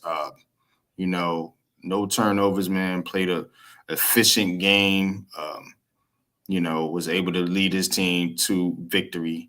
And we'll see. We'll see how it goes moving forward, man. But the Giants needed that win. The fan base needed that win. And damn it, I needed that win. You know what I'm saying? Because I was down and out on this team, man. To be honest with you, man, because it just looks too much like it looked before. But that being said, they actually switched it up this game and did some different things. You know, you've seen some audibles from Daniel Jones. You've seen explosiveness in the run game with Tyrone Tracy. You've seen pressure from the defensive line all game long. So it looked like a different Giants team. You can't say it was a weak opponent because the Seahawks were, you know, coming in riding high, so to speak. So, again, good win for the Giants. Can they continue and beat the Bengals? We get the Bengals at home, right?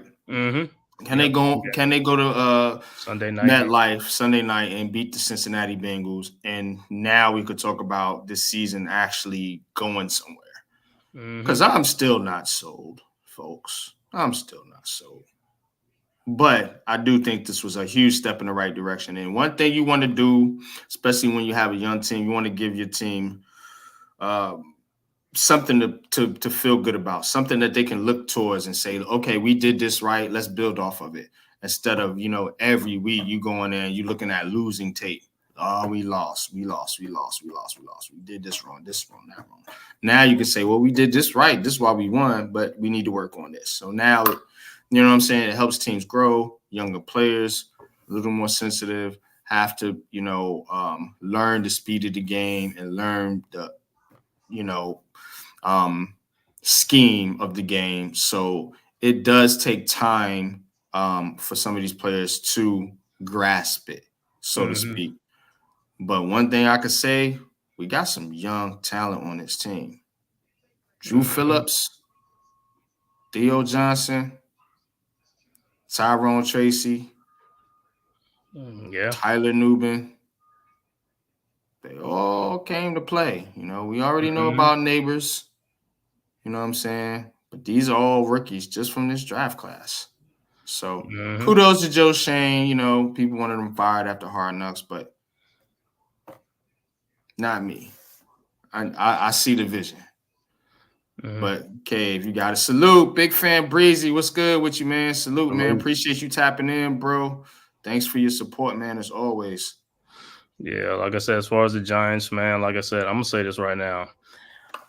People can have amnesia what they want or whatever. Daniel Jones has been the most criticized athlete of all time. I don't care what nobody says. He's been the most bashed and whatever. Nobody can say, oh, no, no. This man has been thrown through the mud. He's been thrown through the ringer. I mean, since he was drafted and all type of stuff. And this dude is still standing, bro. You know how many hits this dude done took, man? This dude is a tough quarterback, and a lot of people don't give him a lot of credit for that. This dude done took so much hits. He done been injured a lot, and this dude is still up there doing things like these other quarterbacks don't even be doing, all these elite quarterbacks that they so-called elite. You know what I'm saying? And Daniel Jones is still there, man. Like I said, like I said, after this Seattle game, man, like I said, I mean, I've never really been down on the Giants. Like I said, I just think it's the play calling and Dable doing some things. Like I said, if he calls the games like the way he called against Seattle, we're going to do him a better, you know what I'm saying? And then receivers can catch the ball, things like that. And we just got to be crisp. Everybody got to just be doing their thing, man. The defense play like the way they play. Come on, man. You look at a lot of games. The only one game we was out of was Minnesota. All these other games, we were right there. It was just came down to 1 or 2 plays. And football really is. That's what it comes down to. 1 or 2 plays in a lot of football games. Like I said, everybody can talk about elite quarterbacks, but if you look around the league, these teams are not averaging 50 points a game. Everybody is struggling, at some point, in these games. Everybody's struggling. You know what I'm saying? I know Washington's putting up some points right now, but like I said, until teams figure them out and get tape on them, like I said, it'll be different too. Trust me. So it ain't like, that's the new shiny toy. But like I said, trust me, it ain't like that. Because like I said, if it was like that, like I said, all these elite quarterbacks are averaging like 40, 50 points and throwing for like 500 yards a game and stuff like that. They not doing that. You know what I'm saying? So like I said, give it some time, man. Like I said, yeah, we might not have all the horses and stuff like that, but you know what I'm saying? Comes to the season, the Giants had the least talent of anybody. So I always said every game we win is an experts. I mean, every game we win, experts, yeah. Right. Every game we win to me is an upset. So it should be an upset. So I don't understand if while we win a game and everybody always got excuses to make about, oh, they didn't do this, but we got the worst team. So how is there excuses when we win a game? You know what I'm saying? But everybody else, when they beat us, oh, yeah, you beat the Giants. You know what I'm saying? It's like, you celebrate. You want to celebrate. But when the Giants win, then it's like, oh, yeah, they ain't win because they ain't had that offensive coordinator. They ain't missing this person. This. You know what I'm saying? Bro, who was Seattle missing? Seattle had their top 3 wide receivers, wide receiver 1, 2, and 3, and they had Kenneth Walker. They had everybody. I mean, probably on the defensive side. On the defensive side, I don't know. I mean, they had Julian Love. Witherspoon was out there. Yeah, Leo Williams was out there. Yeah, Witherspoon. I don't know if Witherspoon played or not. I don't know. He probably he played. Yeah, I seen him out there. Yeah, because I seen him. Yeah, get burnt on the play. And then you look at it. Everybody's talking about how Joe Shane can't draft. And look at this. His draft class right now is playing. They playing the most of any rookies in the NFL. The Giants play. The Giants rookies are playing more than anybody else. And they're contributing. That's what you want to see. You got contributions from your young guys. They're all contributing. They're doing something. That's how a draft class becomes successful. And this draft class probably is the best one that he's had so far. But, Kayvon Thibodeau, you know what I'm saying? He's the only hope for the what you call it, you know what I'm saying? Because Evan Neal right now, he don't have his job right now. So, you know how that goes. I mean, McFadden came out that draft, didn't he? Yeah, McFadden came out that draft too. You know what I'm saying? So, and then last year, was it John Michael Schmidt? Melton came out that draft. They had a couple. It was just it was Neal and it was Neal Bellinger. Bellinger hasn't done well. Yeah, it was Thibodeau, Neal, Bellinger, Belton, Fly, and then the 2 guards they took, they've been awful. McKeith and yeah. That was it. Yeah, but like I said, other than that, man, you can't hit on everyone though. You know what I'm saying? I mean, he got a couple. It's not like he had Jerry Reese drafts or Dave Get'em where it's like every pick was ass. Like it hasn't been that bad with Shane at all. Not even close. You know what I'm saying? He's had a few misses, and I don't even think they've been bad misses. Like the one you really don't like is Neal. Right, because it was such a high pick, but these other guys, they was late round picks. I don't get it. And people don't like Tibbs too much. It was like Tibbs was the 5th pick, but the dude had 11. Thibodeau is fine. He had 11.5 sacks last year, bro. What do you want him to do? I was like, what do you want him to average? Like 18, 19 sacks? Every pick can't be a Hall of Famer either. Like he's productive. He's a productive NFL fucking edge rusher, which what we need. I'm fine with the pick. Evan Neal is not playing. He's not productive. I'm not fine with the pick. That's the difference, bro. You know what I'm saying? You can be a good player and not be a fucking superstar. You know what I'm saying? Just because you got picked that high, that's okay. I didn't. Shane didn't come out with that. Dave Gettleman was arrogant. And I think that's what pissed people off a lot. Oh, it's a gold jacket player. He was touched by that. All that arrogant shit, man. He fell full bloom in love. You see what I'm saying? That's the stuff that you can't be doing. You know what I'm saying? Especially with the New York media, because they're gonna eat that shit up. And we was gonna get our hog mollies. Remember, we was gonna get our hog mollies all with this just talking shit, man. Now with Shane, I think he's just he's picking the players he thinks going to contribute to the franchise or whatever. But with him, it's more humbleness. It's like, okay, hey, I can't. You're not gonna get every pick right. Mm-hmm. You know what I'm saying? But he's not telling you Evan Neal was the greatest thing since sliced bread, like Dave Gettleman was telling you with Daniel Jones and Saquon Barkley and all these other players. That's not what Shane is saying. He's saying, look, it's a player. We hope he can play, contribute. That's all we can do. But I will say that's all you can do. But I will say this with Dave Gettleman. He did say about the gold jacket, he just got it wrong with the wrong player because it looks like Dexter Lawrence is going to have a gold jacket that he drafted, not Saquon. So Dexter Lawrence, I mean, if he keeps playing this, he's going to have a gold jacket one day, but it wasn't Saquon. He said Saquon's going to have a gold jacket, you know what I'm saying? But it's Dexter Lawrence. You pick Dexter Lawrence number 17th, and he's going to be a gold jacket guy if he keeps up what he's doing right now. And that's kind of crazy. Dexter Lawrence is the one pick, him and Andrew Thomas, that Dave Gettleman got right. Yeah. So it's the broken clock is right twice a day theory. Literally, he's got 2 picks right, spot on. Never liked the Barkley pick. That's just me. Never liked it. I wanted Quentin Nelson or Chubb. You know what I'm saying? That draft, and I never liked the Daniel Jones pick. You know what I'm saying? I thought that it wasn't. It was too high to pick Daniel Jones, in my opinion. You know what I'm saying? Where they took him at. But again, look, that's just me. That's how I felt at the time, because I can only give you how I felt because I wasn't making content at the time. So I never wanted Daniel Jones or Saquon Barkley, honestly, before they got on the team. You know what I'm saying? So just like we didn't want Evan Neal. Like, I wanted Akim Ekwonu. He sucked too. So right. What do I know? You know what I mean? I think all the tackles stunk in that draft. Charles Cross was okay, but he isn't looking good either. I mean, you seen what he looked yesterday. Whatever. I mean, yeah, he's the best one out of that group, though. Yeah, definitely. You know what I'm saying? But he ain't great. So it would have been a miss either way. So like I said, I can't get it right either all the time. But that's what I wanted at that time. You know what I mean? So some of the players they pick is not the players I want, but I root for them because they're Giants. So. Have you ever seen the video? I mean, the fans' reaction when they selected Daniel Jones? Yeah. You seen some funny ones? Yeah, I know you ain't see this on this old guy, Justin Leiter. I mean, this dude was hilarious. I mean, this dude went crazy, man. I was like, I watched that just from time to time just to laugh at that. He said, Daniel Jones. Yeah, he wanted Josh Allen. Yeah, everybody wanted Josh Allen on that one. Josh Allen wasn't the pass rusher. The pass rusher, Josh Allen. Yeah, pass rusher, Josh Allen is who behind the Giants. It's who I wanted too. I thought they would have went that route, but I just. And some people said that I didn't want Locke. I didn't want any of them cast, to be honest with you. Yeah. Like it ain't really moved the needle for me. And don't forget about DeAndre Baker. Oh my God, trading back up into the first round to get DeAndre Baker. See what I'm saying? You had, and this was really egregious from Dave Gettleman.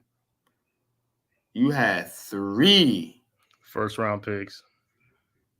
3, bro. And yes, Dexter Lawrence is great. You got that one right. But man, them other 2 picks is just it ain't right, man. It ain't right. Like I can deal with Daniel Jones. The last guy not even in the NFL. But Baker was like, Jones is bad too, man. Because like, just to be honest, I never felt like Daniel Jones should have been taken that high, to be honest with you. I mean, you know what I'm saying? I didn't think he was really worth the 6th pick. You know what I'm saying? So I'm like, No, but I hated that draft, bro. I hated people that wanted whole it. draft, man. I didn't even like the Dexter Lawrence pick, man, at first, man. You know what I'm saying? I hated that whole But draft. you know people they wanted the late Dwayne Haskins. Yeah, I hated that whole draft, man. I said this draft is cheeks. And we got Dex out of it, man. So I mean, you know, that salvaged some of it, man. But it was not a good draft.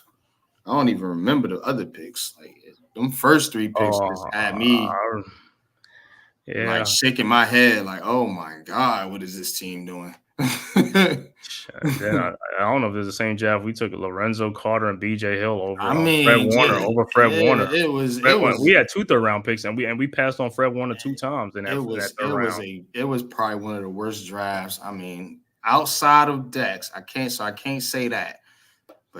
Andrew Thomas, he nailed Andrew Thomas because, like I said, we had our choice of all the offensive. We picked Andrew Thomas, which was the best one. I mean, at first it looked like it was the worst one because of the injury. He was injured, and of course, you know. Yeah, they tried to say that, man. But Andrew Thomas was in the following draft, though. Yeah. I'm talking about as far as his first round picks. Mm-hmm. Yeah, Dave Gettleman was not. I don't know, man. But hey, every GM can't hit. There's a lot of GM that missing a lot of drafts anyway. So, you know, it's just hit or miss.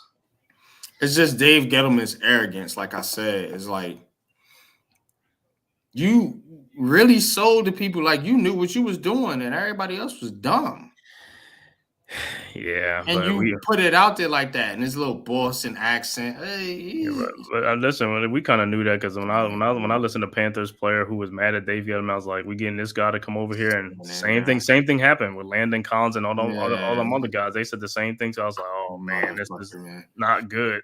Because we could have recovered from Reese, and everybody would say, "Oh, it was Reese's fault." Reese. Well, it was Mara's fault for staying within the Giants organization to get another GM. He should have went outside. I knew as soon as they said Dave Gettleman was I knew 2 things. I knew 1, that's who was going to get hired because of the connection to the organization, and 2, I knew it was going to be terrible for the franchise. Yeah, because you can't keep with nepotism, man. If you're trying to progress, you can't keep with the nepotism shit because you just keep your shit the same. You changing shit, but you changing it to be the same.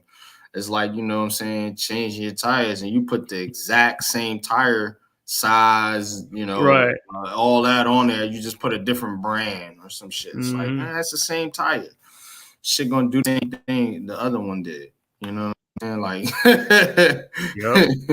So that's why I'm like, I never liked that whole ordeal with Gettleman and bringing him in right after Jerry Reese. It's like, bro, why would you do that shit? Yeah. Tired. I'm so tired of this fucking team, man. But they got a game against the Bengals. What are your thoughts? Initially, I'm about to say, share my screen just for 1 minute. Let me play this 1 second. Let me know when you're sharing it. Yep, you got it. It's on there. You see it? Yep, you got it. Yeah. Daniel Jones. He would have been my second pick, Mike. Mike was my second pick. Pick is in, baby. Yeah. Come on now. Do it right. You did it good last year. Do it again this year. Do it again. Don't get Haskins. Get Allen. Josh Allen. We need a rush. We need somebody who gets sacks. Come on. The New York Giants select Daniel Jones. Oh, no! Daniel Jones, that's the quarterback you fucking take? Oh, my God, that's the worst possible thing. At least take Haskins. This is the guy who has the weak arm. What are they taking a guy with a weak arm for number 6? Oh. We apologize. Daniel Jones is now the second quarterback. I don't believe it. Daniel. Sister Becca plays field hockey and Who cares about his sister? Or his brother playing basketball. His brother. His sister Ruthie also went to Duke, where she. I don't believe that. I really don't believe it. Yeah, we good, man. I was like, that shit crazy, man. He said, "Oh no, Daniel fucking Jones." Everybody was shocked on that, man. I remember Yeah. I was at a sports bar doing that. It was like they, people saying like, I think they're gonna pick Daniel Jones. It's like I'm hearing rumors. I was like, get out of here. That's some bull. And Yeah. I'm a Duke fan, so I was like, that's some bull. I was like, they just saying that. And when they happened, Bruh, man, said, I knew for a fact they wasn't going to take Haskins, or Kyler Murray. So I said, well, Kyler went one. Kyler went yeah, one. yeah. They wouldn't even if he was available, the Giants wasn't going to take him. But I said, damn, they gotta be the Giants and just take the defensive guy, right? Because like the quarterbacks just did to me it didn't make no sense. But they was all like, oh, Eli got connections to Eli, and I'm just looking at Daniel Jones like, I don't see no fucking Eli in this too. But again, other than the way he looks, you know what I'm saying? Right. As is me, you know what I'm saying? But you knew something was up when he was in the green room, because I was like, what he in the green room for? You know what I'm saying? I was like, is somebody going to pick? Because they only invite you to the green room if the NFL knows that you're going to get drafted. You know what I'm saying? Like, you know why? Because the Giants was tipping pitches. Yeah. Tipping picks, I mean. That's what they was doing. You know what I'm saying? Like a baseball player tips pitches. Right. Yeah, they was tipping picks. They never worked out. Never worked out. That's why they mad at Shane now. Shane don't be tipping the picks. They want to know so bad who the Giants picking. They hate that shit. Bro, I'm going to tell you right now. I love it. Shane played everybody hard, because people think about that JJ McCarthy thing and all this type of stuff, and it's like, yo, Shane took Malik Neighbors. And McCarthy was available. He was available. Mm-hmm. Yeah. JJ McCarthy. They said he was going to take kept bringing him in, Drake right? May. You know what I'm saying? They said he was going to take Miz. What's good, Miz? Mizaroni was good, bro. They said he was going to take what's the other dude's name? It's my Bo Nix. Bo Nix. No, it wasn't Bo Nix. It was it was Rome Odunze. Right. You know what I'm saying? It was Rome Odunze. Mosley was good, Mose. Drake May, JJ McCarthy. It's like people knew about Neighbors, but everybody was like, nah, the Giants want a quarterback. Oh, we thought the Chargers were gonna pick Neighbors because they got rid of all they pass catch weapons. So I'm like, they're gonna take Neighbors. They're gonna take them. Yeah, but you gotta think too. They just took a wide receiver #1 with Quentin. Yeah, and he was a bum. He stinks, but again, if you trying to build a team, you don't do what the Falcons do and just take offensive players every single year. But you thought they probably was going to try to trade what's his name, Quentin Johnson. They get Malik Neighbors and just for whatever third round, something like that, because it's like they made a mistake. It's like let's try to get something for it, because he's on on the rookie contract. But you gotta think though, Cave. Like, if a rookie's not performing, and you try to put them on the trade market, teams like you have no leverage really. Yeah, teams is like, I'll give you a 7th. You want to get rid of them? You like, nah, bro. But I'm saying it's like the old. Remember, you play video games. You take the GameStop, and then you bought the game for like $60, but then after you take it to GameStop, they're like, "Oh, I'm gonna give you 34." You're like, "Man, but bro, this is a brand new game. I ain't even playing." It's used. They're like, "I don't care. It's used." That's the same shit in the NFL. Well, I was surprised when what's name Josh Rosen when he got traded the next year for, and what they got a 2nd-round pick for him. You remember the Cardinals? They picked him 10th. Fresh, yeah, and that was stupid. And he was a bum. Yeah, that was a dumb who was it? Miami? Who did that shit? Was that Miami? I think it was Miami. That was stupid as hell. That was just a dumb move. But most of the time, it don't happen that way. You're not going to get nothing. Get that value back, right? Your value is just like used car. You know what I'm saying? Like, once you put a couple miles on that car, guess what? That value goes. Mm-hmm. You know what I'm saying? So you're not going to get what you think is worth. Right. You know what I'm saying? You're not going to even get what you think is worth. So But yeah, man, like I said, man, he faked them dudes out because everybody was thinking about he's like, oh, the Giants going to get if JJ McCarthy there, they taking him. If he's there, they're going to take him. Or they're going to have to. Remember, they kept saying we're going to have to trade up to get JJ McCarthy. They're like, we're going to have to trade up. That shit I never bought. Me too. Never bought that shit. I thought if the wide receiver wasn't there, the Giants would try to trade down. You know what I'm saying?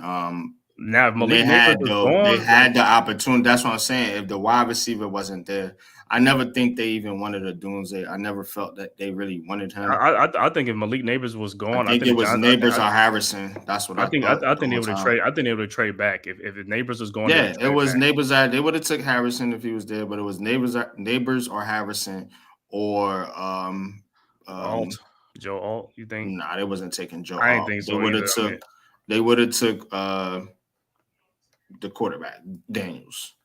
Yeah. I mean, but I think that Drake May shit was smoke too. Right. Yeah. Now that I think about it, I think that shit was smoke. But like I said, you see what he did. He kept bringing him his quarterback in, and not the receiver. So I was just like, this was like, and people was like, oh man, they keep visiting. I mean, JJ McCarthy, they keep going down to go see him, and Drake May, they keep going. I was like, bro, someone has a smoke screen. They was looking at the quarterbacks, but most teams only got like one, maybe two dudes that they looking at, and they're like, I go, you know, I can work with this quarterback. They're not going to have all five like these Twitter GMs. You know what I'm saying? They're not gonna have five quarterbacks on their board to where like, oh, if this guy don't go, we'll settle with this guy. We'll settle with this one. We'll settle with this one. Oh, now it's the fifth one left. Well, guess we got to take Bo Nix. We really wanted JJ McCarthy, or we really wanted Drake May, but we just gonna have to settle for this guy. It doesn't work like that in the NFL. And then another thing, you know what I'm saying? They had one dude they were sold on, and it's the same person that I was sold on. It was Jaden Daniels, and then Jaden Daniels was gone. Then I think they were trying to psych out the Commanders to take Drake May, and it didn't work. Right, saying they were so interested in Drake May, I think they was trying to psych out the Commanders to take Drake May, but it didn't work. I don't think they really wanted Drake May because Drake May, like I said, would not have been able to come into this organization right away and sit like he needed to. Now New England's gonna do this. Watch this play out. And Miz, I told you, you the one I told. I told you how Drake May thing was gonna play out. Now, if that kid goes in there, I'm not wishing this on him. If he goes in there and he struggles, I'm telling you, bro. That's why I said he should not come in right away and start.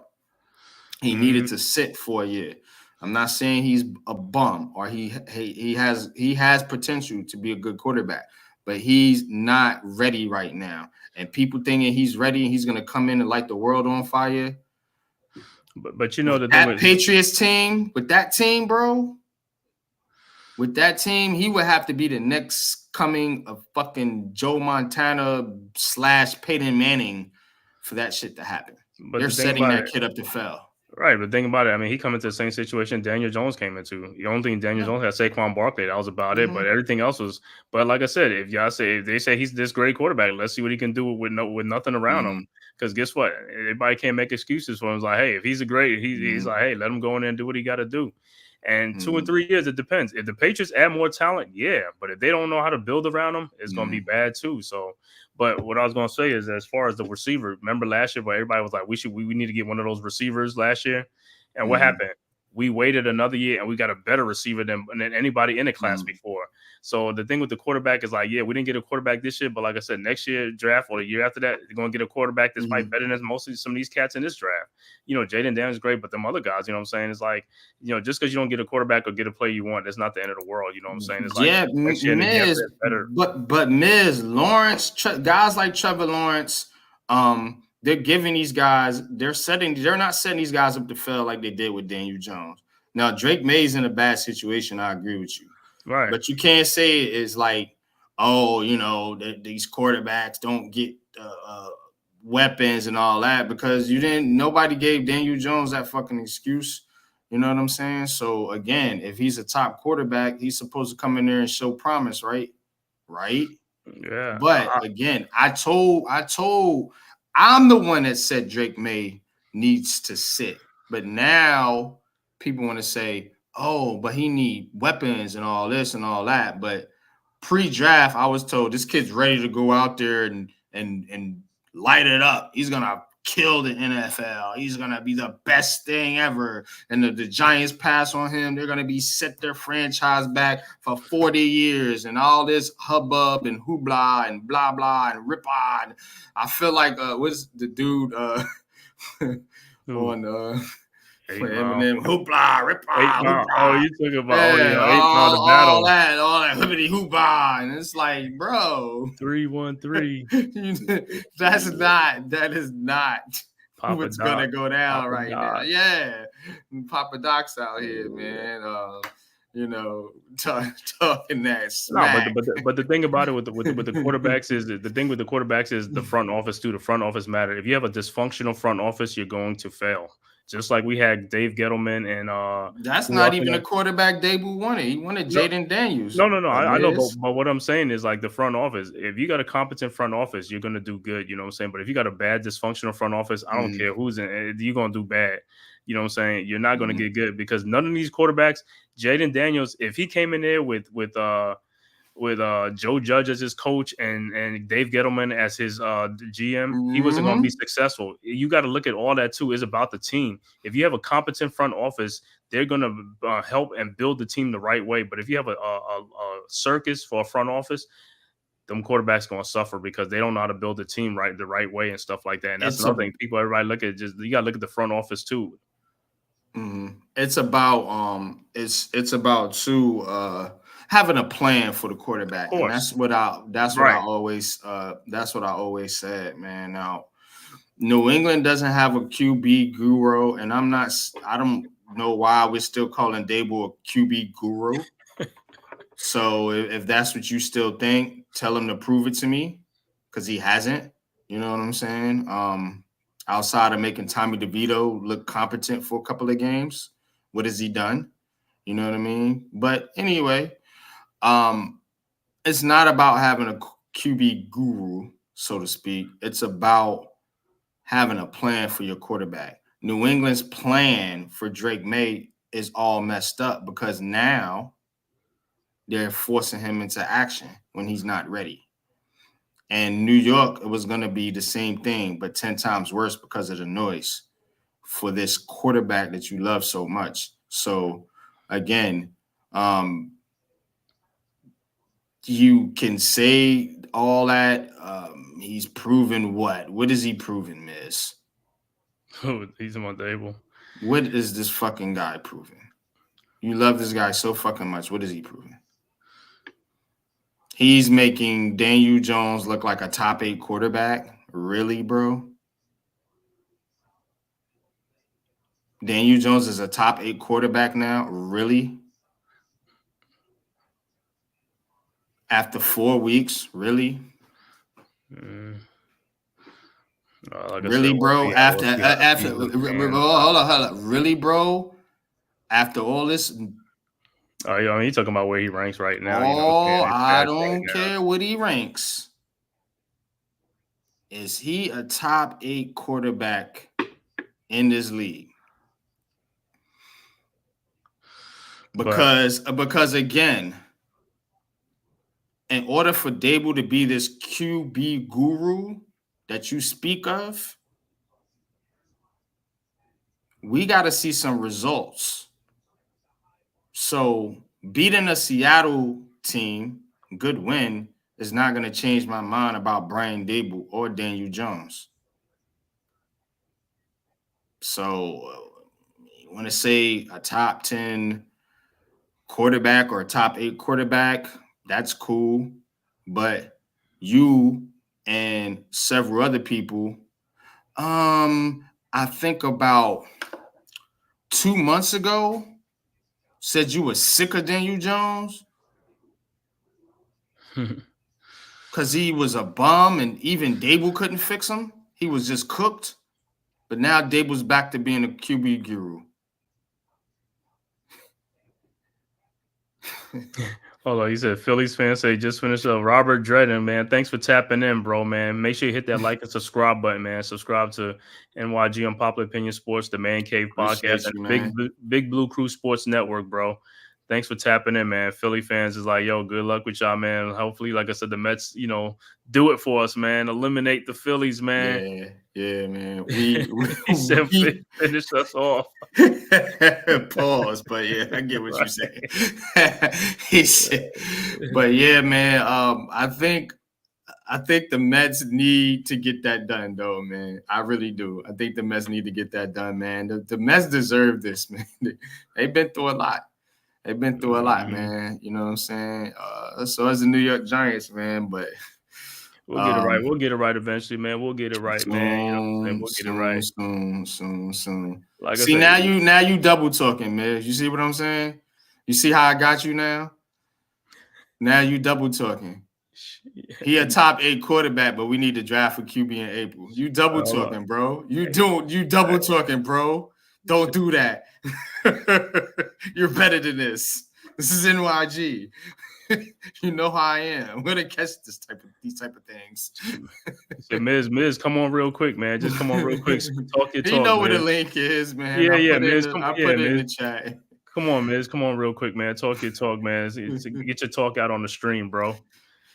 You know, appreciate you, Robert, man. Thank you, man. Appreciate you, man. Appreciate your support, man.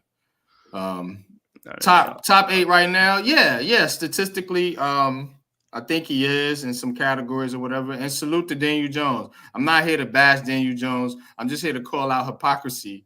You know what I'm saying? Because, Daboll's a great coach now because he's directly tied to the little bit of success Daniel Jones is having or had or whatever. But I'm not buying it. He ain't buying it. Yeah, man. Philly stopped by Chubby. She said you won't be this. Yeah, I'm probably I'll go to Philly too and stuff like that. We'll be up there next month. So, but we'll be in that area next month. I go to Pagano's and stuff like that in Cheltenham and stuff like that. In Philly, Chubby's cheesesteaks. Yeah, man. Somebody take notes. Chubby's, D'Alessandro's and stuff like that. You know what I'm saying? So, I mean, I used to stay up in Philly and near the Philly area and Ben Salem and all that stuff, Northeast and all that stuff. So, yeah, Penn's Landing. I know all that stuff up there, man. But yeah, man. But yeah, Miz said he probably come on just a little bit. Miz talk, Miz talk, bro. Miz already know, man. He can't debate NYG. I swear, man. I want to be like this debate champion, but won't nobody really debate me.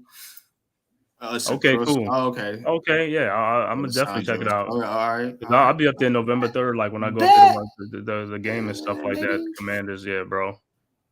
Yeah. We definitely gonna check that out, man. Might have to make that check that joint. Pull up with the Big Blue crew. We might have to pull up with the whole crew on that joint right there. You see that joint right there, that joint. But man, salute, man. But Giants. You was asking me about the Bengals game, man. The Sunday night game with the Bengals, man. Hey, I feel good about that game with the Giants and stuff like that, especially on the defensive side. If we can get through that line, because hey, man, Burrows is not as elusive because he coming off of some injuries and stuff like that. So we can get to that guy, man, and stop him. Their defense ain't like that. So our whole thing is if our defense could wreck their game plan, we'll feel good about that game. But we have to get there and wreck that game plan. You know what I'm saying? And then on offense, we got to score some points too because the Bengals have been scoring some points. I'm gonna tell you who we're gonna struggle against. Mm-hmm. Quarterbacks that can extend plays. Right. I think this actually is a good matchup for the Giants. I think we picked this game in the preseason. I had the Giants winning this one. Although I picked them to lose in Seattle. Right. I was 15-2 with the Giants for some reason. Well, hey, you still got a chance, man. They got that. Well, no. I'm off, but hey, I didn't even realize that. I said, "Damn, he picking every win." Jeez, talk about a homer. He's picking up for emotions. It's my team. Yeah. I'm trying to pick him. He said, I was even picking them to win in the bye week. Yeah. Yeah. Giants win, but they're off. They're winning because they're off. They don't gotta play nobody, so it's a dub. I know, right? But man, the way I feel about this Bengals game is I think that the Bengals are Let the a good Miz matchup. in. The Miz is here. There you go, bro. Yo. Miz, the floor is yours. The floor is yours, Miz. Where we go, brothers? I've been fucking working all day to get ready for this storm. Now it's batting down the hatches. Okay, you doing good out there, man? Everything's safe. Up Safe the and windows, sound. all the neighbors and everybody, and we got all the stuff we need. Candle batteries. What happened? You bust your lip? Who hit you in the lip? No. What? Okay. That's a piece of chocolate donut I grabbed. Oh, it looked like blood. I was like, somebody. How far, Miz? How far are you from Tampa? Well, no, we're on the East Coast, like across from Florida and Tampa. We're on the East Coast, but you're on the Atlantic Ocean side. The storm now, the last half hour, the storm took a turn. Now it's coming. It's coming over the West Coast, but further south from Tampa. So Tampa might get spared, but it's gonna come across Florida where we are. So, but it's not gonna be a 5 when it hits to us. It'll be like a 2. But we're supposed to get 90-mile-an-hour winds by the time it's here and rain. But we're not gonna have the ocean flooding. That's the most dangerous part, the surge. So, and the West Coast is supposed to get very bad surge. But Tampa right now suddenly looks like they might escape it because right now Tampa was gonna get buried. Yeah, because my nephew's in St. Pete, so you know what I'm saying. I was talking, so yeah. That whole West Coast has to be careful. This storm is like a fucking category 5 on steroids. But what I was saying was this: when I was talking about Drake May last year, it was because I wanted him for the Giants because I felt like I still do feel that Dable it has a specialty with quarterbacks. Now, some people think that he might have fell off. But I did think he played a role, whatever degree you think it was, he played a role with Josh Allen. Of course, Josh Allen is a special talent by himself. We know that. And I think that he also helped Jones look good in 22. And what I was saying right now is he's not top 8 in general, obviously. But right now, stats-wise, in every category this year, right now, the last like 5 weeks, Daniel Jones is ranked like 6th in the NFL. So he's having himself a good season, whether people like it or the people that hate us, they want to ignore it, but he's having a good season. And we're like a drop or 2 or a kicker away from being 4-1. So what I'm saying is, I still think that if push comes to shove in April and the Giants are lined up, they might get one of these quarterbacks and maybe you bring Jones back as well.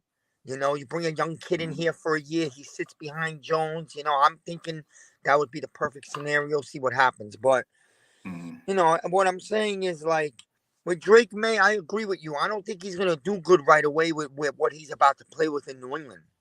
I agree with that. I also don't think they have the right coaches.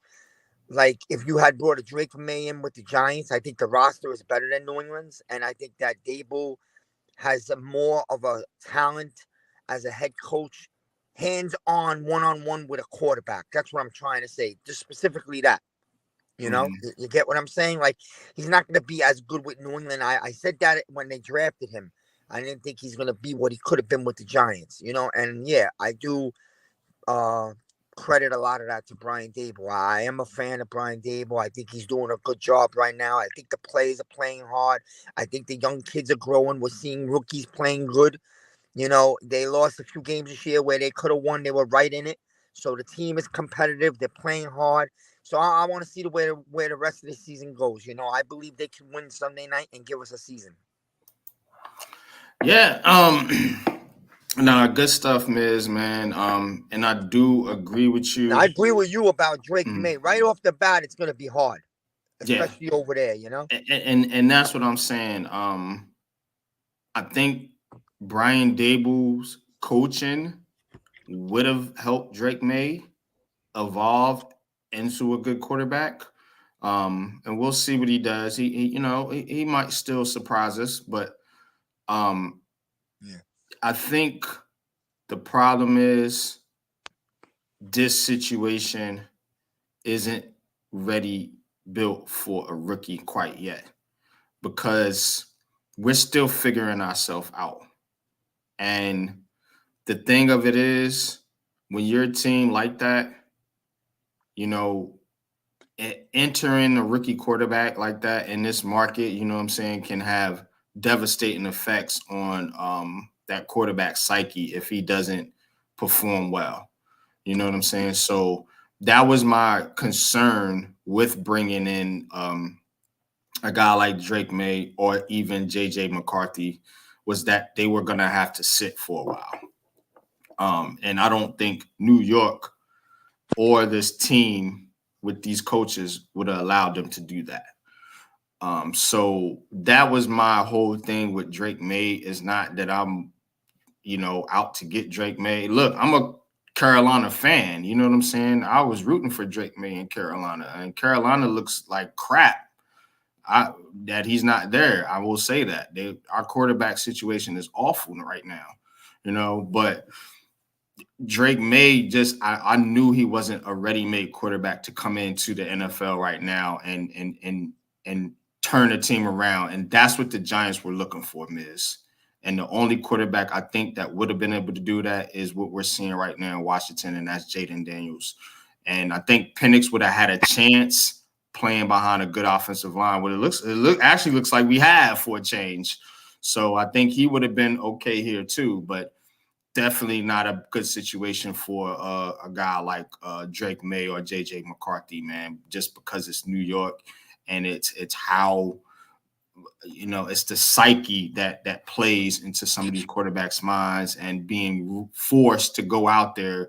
And then, rookies are trying to be rookies, and they're trying to make a play. They're trying to make a name for themselves, man. And that can lead to disaster, especially playing in this division. So that was my thing on Drake May. As far as Daniel Jones is concerned, I mean, hey, he is who he is at this point. I don't think Brian Dable's going to elevate him into some top 10, top 5 quarterback. But if he plays smart, efficient football, we can win games. I do. But Dable's got to get out of his own fucking way, dude. And that's my problem. You made it look good for Daniel Jones in year 1. And, we want to call him a quarterback guru. Why did you go away from your quarterback strengths when you seen that shit was working for him in year 1? Why did you go away from that? That's not a quarterback guru.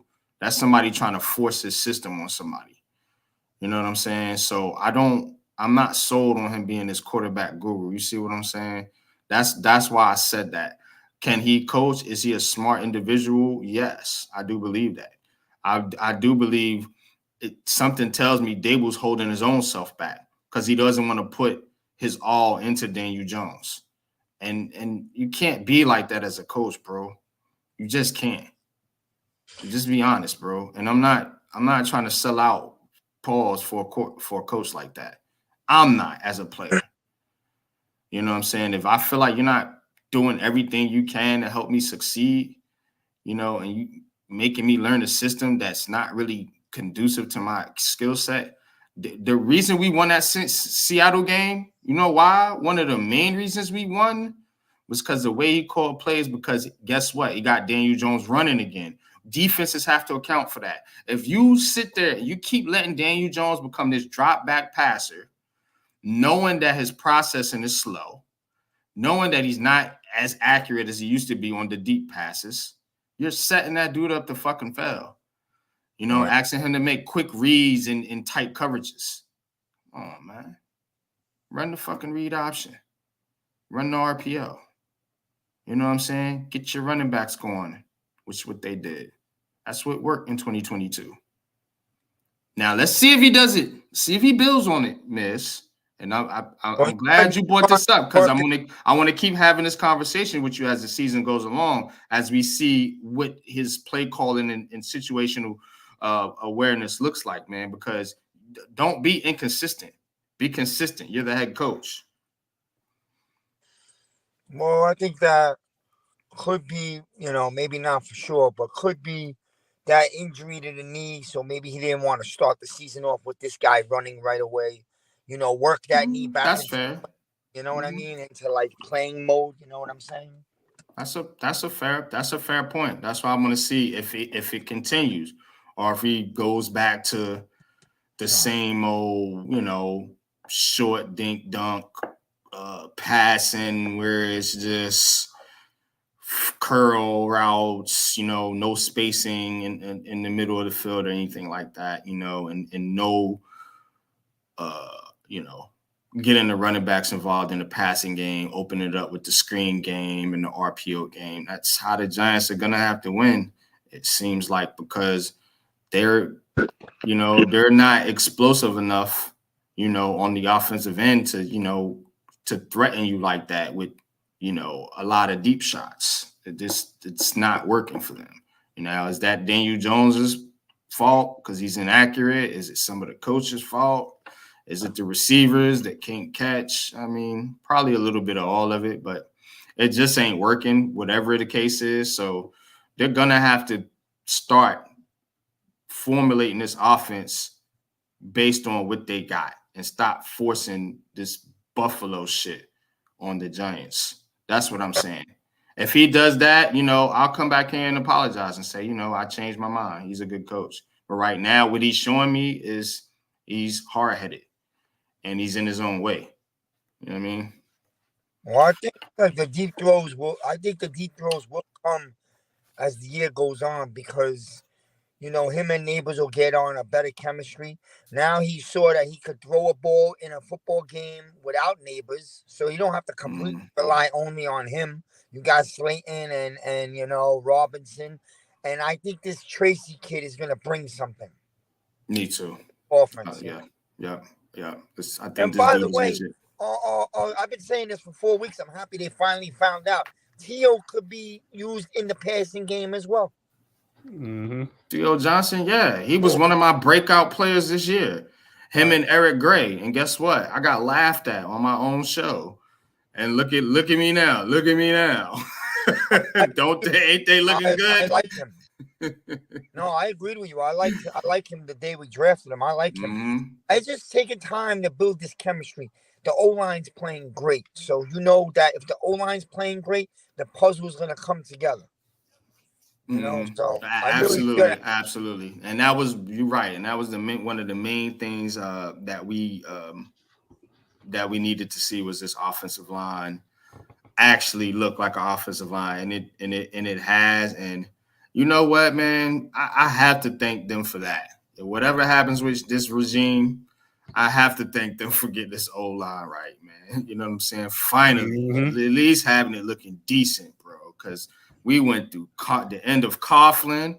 We went through the Sherman era, the McAdoo era, the Joe Judge era, the beginning of this era with a dog doodle in the offensive line. Now, finally, we got something to be proud of. What you just said, all those names that you just named, that is 1,000% why I'm willing to bet anybody. And I've gone at it with Twitter guys about this same very topic. I'm telling everyone this regime is going nowhere. Mara committed 5 years to this regime. They're going to get their 5 years. And if the team's growing and getting better every year, they're going to get more years on top of that. Because Mara is tired of switching regimes every 3 years. Instability never works. Take a look at the Jets, bro. Again. Yeah. Okay? And Mara, if he blows up another regime right now, it's only going to be a hit on him. I'm telling you, these guys are going to be allowed to continue to build their team. The rookies are starting to show up. So you can't say that Joe Shane's young talent is not actually showing you something. I know it's hard to have patience when we've sucked for so long, but I've been telling people just a little more patience. Just one more draft. You know what I mean? I'm fine with Shane. I need to see more growth on the field with this team as far as Brian Dable and his look, bro. I'm just be honest with you. 29 points for the Giants was great, but we got 6 of those on a special teams play. Yeah. You gotta score some points, Brian Dable. You're brought in here, and we can't keep pointing fingers at the other coaches. We did it with the O-line coach. We did it with Kafka. We did it with Wink. At some point, you got to point the finger at the head coach if this thing doesn't start to look different. Sunday, it looked different. You got to keep it up. You got to win some games. That's what's going to keep Brian Dable here. If he wins games, he's got to win games. That's all I'm saying, bro. You cannot go out here and shit the bed this year. Even though people, we need to tank for a quarterback, and they can't afford to do that. They have to win games. And if they win games, they can figure the fucking quarterback shit out whenever time comes. But you got to win some games in order to stay here in New York. You know what I'm saying? Because, we're not here saying that Brian Dable is just an awful head coach. I'm saying is he has a lot to prove still. You know what I'm saying? You got bought a year with 2022. Now that's 2 years removed. So now we got to start seeing results again. You know what I'm saying? You can't just win 1 year and bottom out. So you know what I'm saying? Let's get above. What did we win last year? 6 wins. Let's get above the 6-win mark this year. Let's set that as a barometer, Miz. Just between me and you. I mean, let's get a win. Let's get a win. Let's get above the 6-win mark this year. And if Brian Dable can do that, you know what I'm saying, I will be okay with him coming back at head coach. If they win 6 or less games, I want him out of here because it's just telling me you ain't getting no better, bro. Shit ain't progressing. Yeah, I need to see progress. I'm almost sure they're gonna win more than 6. I really still. I don't know. Yeah, I think it looks you look like the worst team in the division. You could get swept in your division. That's very possible right now. And if you do that, you ain't winning no fucking 6 games. They could, but I don't think they will. Who the hell are they? When did they beat somebody? That's what I'm saying. When Washington comes up to us, they're gonna get a payback because I hope so, because I'll be out there. I'd hate to go out there to be in some piss poor losing mode after Sunday. You know what I'm saying? So I hope it's not raining. Out of Washington before people build the Washington a parade. I got to see more. They play the Baltimore Ravens this week. Let me see something. Oh yeah, they ain't winning that game, but again, they're not a team it's a long season. Yeah, it's I'm not celebrating Washington. I'm just saying the Giants, just comparing them some people are. to the I'm never celebrating nobody else in the division, bro. Ain't none of these teams fucking great, man. I'm telling you. The thing is, the Giants look like the worst of the least. Like you're the least of the NFC least. You know what I'm saying? So I don't want to be in that position. So what they have to do is start getting some traction in this division, man.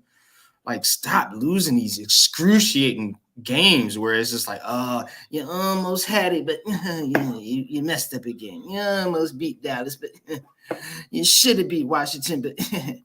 You know what I hate the most as a Giants fans? The coulda, shoulda, woulda. And that's every fucking Giants fan does that. Every fucking single one of them.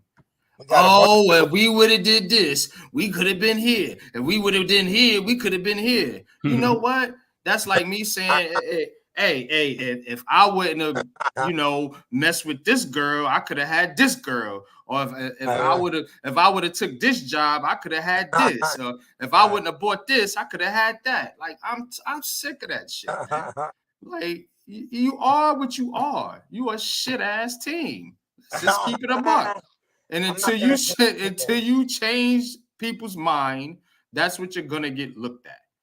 Now I'm just keeping it 100 because we can come on here and sip blue Kool-Aid as they say and boost the Giants up and all that shit, man. But I gotta keep it fair. The Giants ain't the worst goddamn team in the league, but they damn sure ain't good. You know what I mean? And until they can prove that, nobody is wrong for saying that they are best a 6-win team. Now, I had them at 11 wins, my dumb ass. You know, we all had them like 8, 9 above. We all did. You know what I'm saying? But again, now I'm saying I'm helping the Giants out right now. Get to 7 wins. You know what I'm saying? Get to 7 wins. I'm not even flaking on that 11 and 6 because that was kind of delusional when we was talking about it. Get me to 7, 8 wins would be better. Get me there, and then I can say, okay, I feel like the team's making and win a couple games in your division. At least beat Dallas and Philly once. I don't even care if you get swept by Washington because you've been dominating them for years. So they can have this year, but beat Washington and Philly at least once. You know what I'm saying? Like I'm sick of the same old. Change something. And then I can be sold on this. If you go the same thing, go 1-5 or 2-4 in division, end up 6-10, and you win a couple bullshit games at the end of the season, I want Brian Dable fucking gone. Don't sell me on that. I want 8 wins. I feel we can win 8. I want 8. I want to beat Cincinnati. Ghost, what's good? Yeah, beat Cincinnati. That's right. I want to be 3-3. Beat bro, some and teams that you shouldn't beat. You know what I'm saying? Beat some teams that you shouldn't beat. Beat Cincinnati. Beat Pittsburgh. Beat a team that you not supposed to beat. That's how you get better. Pittsburgh's going to be hard in Pittsburgh. That's how you get better. People said Seattle was going to be hard in Seattle. You can beat Pittsburgh. Pittsburgh is a tough team, bro, but they're not. I don't really know team in the NFL right now on that level except the Chiefs. Right. You know what I'm saying? Like, hell. Chiefs is the only team right now. I mean? The rest of the league is a lot of parity right now. Yeah, there ain't no team that you can go out there and say, oh, this team is just unbeatable. No, that's what I'm saying. Go beat Dallas. Go beat Philly. You know what I'm saying? Beat a Cincinnati. You know what I'm saying? Maybe beat a Pittsburgh or a Baltimore, somebody like that. You know what I'm saying? Beat the NFC South. Right. Beat Tampa. Beat New Orleans. Beat some teams, man. Like, don't go, you know, and then the end of the season, you beat the Colts, and everybody's like, man, we turning things around. Fuck out of here, no, you're not. No, you're not. Well, I can't look at like, you know, beat this team. Like, we're probably not at that level. Yo, this is what I look at. You came off a nice win in Seattle. A lot of people, it opened some people's eyes around the league a little bit. Yo, make that count by coming home and beating Cincinnati on a nationally televised game this Sunday night. Do that. Get some momentum. And this is what I'm saying, Mosley. I'm okay because the Giants do this every year. They'll get a win. You like, I ain't when we beat Baltimore a couple years ago. You know what I'm saying? Like, they'll get a win here and there. I remember years ago we beat Seattle with the backup quarterback. So they'll get a win like that here and there. What I'm saying, I think what Miz is saying is the same thing, is show some momentum, show some type of consistency, that you can be a consistent team, that you can put 3 or 4 wins together. You know what I'm saying? Do that you can be the team that's with a winning record, that's on a supposedly another level than you. Show that type of progress. That's what I want to see. You know what I'm saying? Beating Dallas and Philly goes a long way to doing that, because both of those teams, I think beating them would be good wins for you. But if you can't do that, beat a Cincinnati, beat a Baltimore, you know what I'm saying? Beat Tampa Bay is a good team. Beat New Orleans, a pretty good team right now. Do that. And show us some consistency and rack up some wins, stack some wins, go on a 3 or 4 game win streak. Yeah. You know what I mean? Get yourself to 500, you know? Yeah. And be at least talking about the playoffs. Yeah, why not? And later on in the season. Now that's progress. Because because I'm telling you, they would have gotten knocked out of it again in October. I'm done, bro. Talking about the draft in October. Yeah, no, man. Go. Get to 5-4. I looked at the schedule. Get to 5-4 or 5-5. Get to December at 500 and you're fighting for a wild card into the last game of the season. I mean, that's what people want, like give us a reason to stay tuned all year. You know what I mean? Facts, man. Even if you didn't make the playoffs, or even if you did miss the wild card on a tiebreaker on the last week of the season, whatever, I could say we won 8 games and now we got something to build on for next year. You know what I mean? Mm-hmm. And that's what I want to see. I agree with you with that. And I believe the Giants can 100% do that. I mean, they won last week. You're coming home. Cincinnati is a nasty offense, but they are 1-4. So they're in their own heads. Yo, let this defense stand up, play the way it's playing. Let Daniel Jones play. Let him loose a little bit. Let's run Tracy. Do me a favor. Do not go back to Singletary as the full load, okay? Mix it up. And, find a way to win this game like 27-23, because I think that's what it's going to take. Yeah, they're gonna have to score some points for sure. Big Dash was good. Salute, bro. We got a little bit of a late start here, but I'm about to close out here in a minute. I just wanted to get my Giants talk in. I hadn't been live for on my channel on my show here for a little bit, man. I had a long work week. You know what I mean? We did stream Sunday, but I just been working throughout the week, so. Want to take this time. It had been a lot going on in the city, as we said. Jets getting firing Saleh. We got the baseball playoffs. We got NBA preseason on the channel right now with Leaf. And, of course, we got the ladies in the WNBA making the WNBA finals. NHL getting back started, as we talk. The Giants, trying to get back into things. Hopefully they can make a season of this. So a lot going on in the city, man. I got a question for you, NYG and the panel. I got a question for you. We don't always like to get into politics, but sometimes politics gets mixed in with sports. There's a lot of stories coming out tonight that maybe Saleh wore that Lebanon flag on his sleeve Sunday morning. And that's part of the reason why he got fired this morning. Do you think that's true, or it's basically solely that he's done a poor job as a head coach? I just think he's a poor head coach.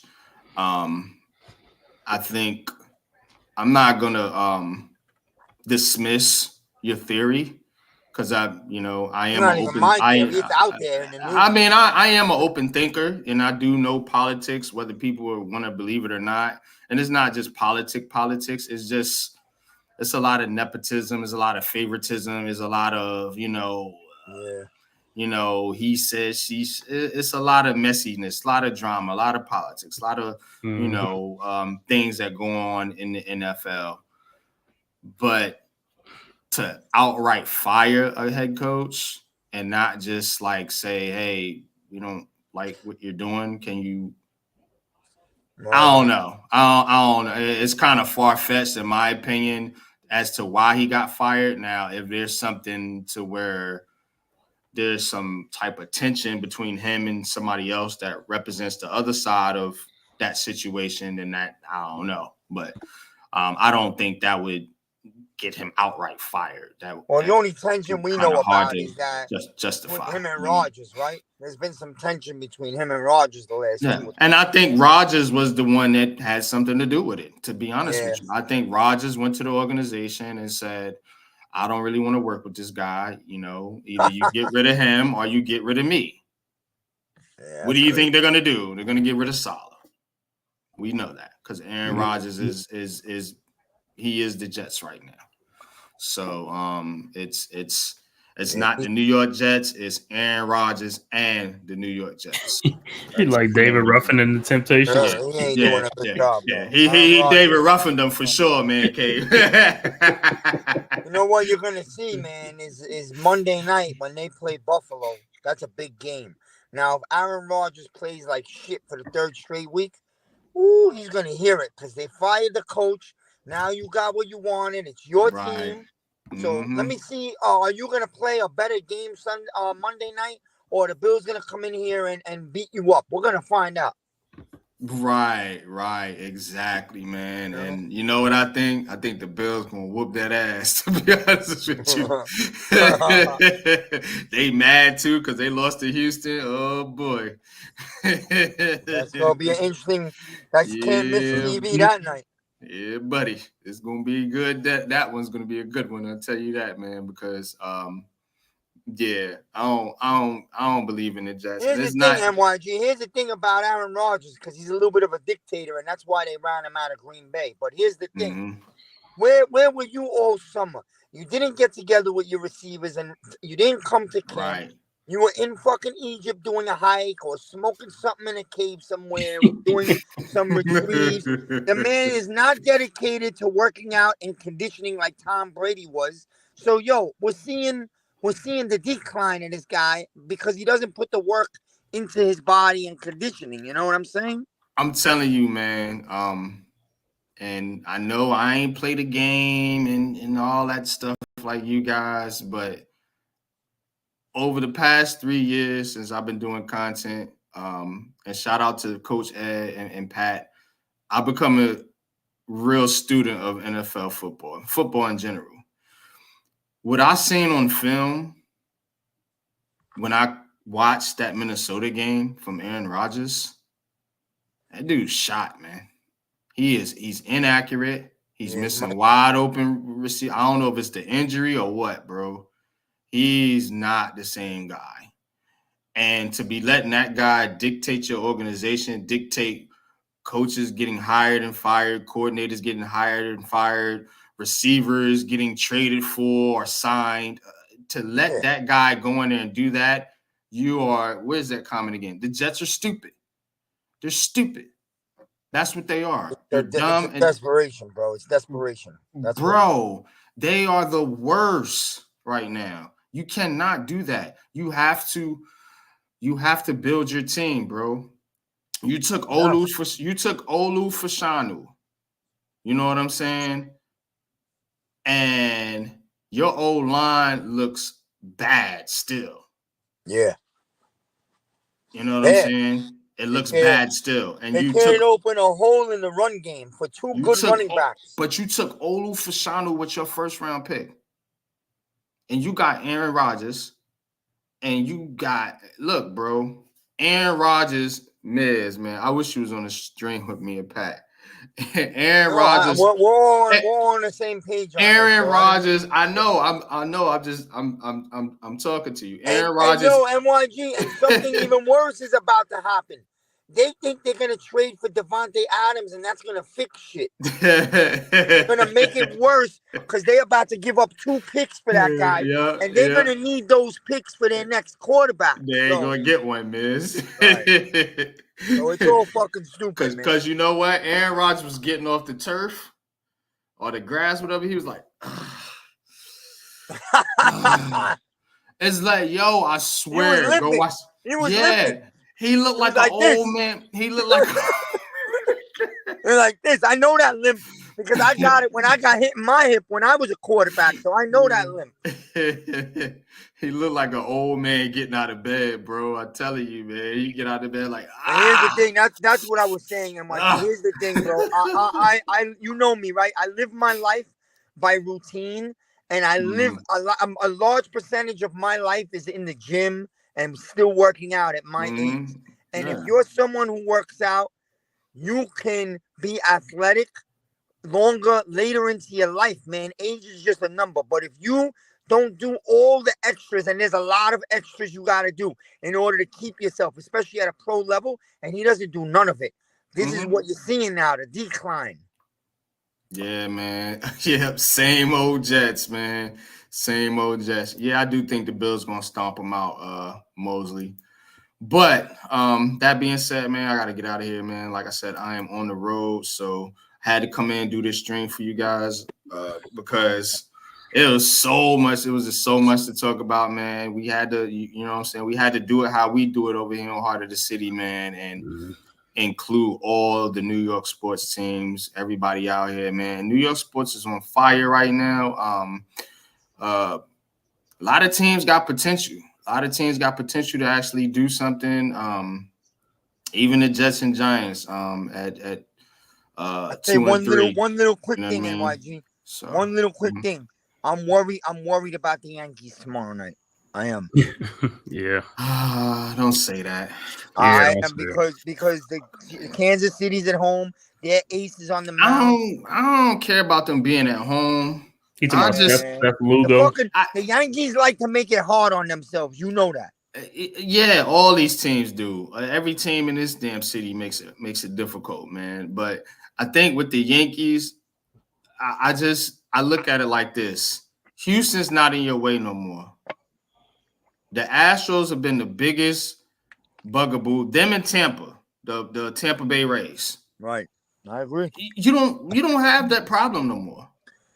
Boston's not around. What team out there? No, there's nobody. It's nobody. Right. It's you have a direct path to go to the World Series. And if you don't make it, I'm sorry. You get fucking. And that's gonna be so sad. But it's almost like I think that they're gonna get by in 5, but they're gonna make us eat our nails in Game 5. I'm telling you. That's fine. That's fine. Long series, longer series build character, but get it done. Don't fucking lose. That's all I'm saying. If you want to stretch it out, cool. Maybe they'll build some character to this team to where they can, they'll know how to win tough games. Maybe they'll know how to win some of these close games going on into the playoffs. But get it done. If you lose to the fucking Royals in the first round of the playoffs, that's a disgrace. I'm telling you, I'm gonna have a long rant again about that. I never bring this up. I don't bring this up. I'm not somebody that harps on this shit like the little kids do. But it is becoming glaring that Judge can't hit a damn ball in the playoffs. Like, what is going on? Yeah, I don't know what's up with that either. I don't like to bring that up because I love the guy. You know what I'm saying? And I know he's gonna wake up. But right now, a lot of these people were like that. Alex Rodriguez was like that for a long time. Pressure. We get these type of players that they can't necessarily, perform when the chips are elevated, man. But let's give Aaron Judge a shot because he really hasn't had that much of a shot in the light. We haven't really went far in the playoffs. You know what I mean? Since he's been here, you know what I mean. Oh, yeah. Let's get to a world, you know what I'm saying? A series championship. Let's get to a World Series. Let's see what he does then. And then we can judge him, pun intended, on that. You know what I mean? But I'm not too worried about it right now. But you want to see him perform. I mean, hey, how can you go all regular season and do what you did and then come up, you know what I'm saying, snake eyes in the playoffs? Like, I mean, come on. It's weird. But again, I'm not going to totally judge him. Now, if they get bumped out by the Royals and he doesn't do shit, then that's a straight knock. But let's see how he does as they progress because they should be able to get by this Kansas City Royals team. Mm-hmm. Yeah, they will. I think they will. should be able to get by this team. So, but they're better, bro. They're better because the other team in town is on a magic carpet ride right now. Mm-hmm. Yep. Yeah, they're doing great. The Mets right now got everything working for them, and they did it the right way. You know what I'm saying? They folded, moved on from some of these players.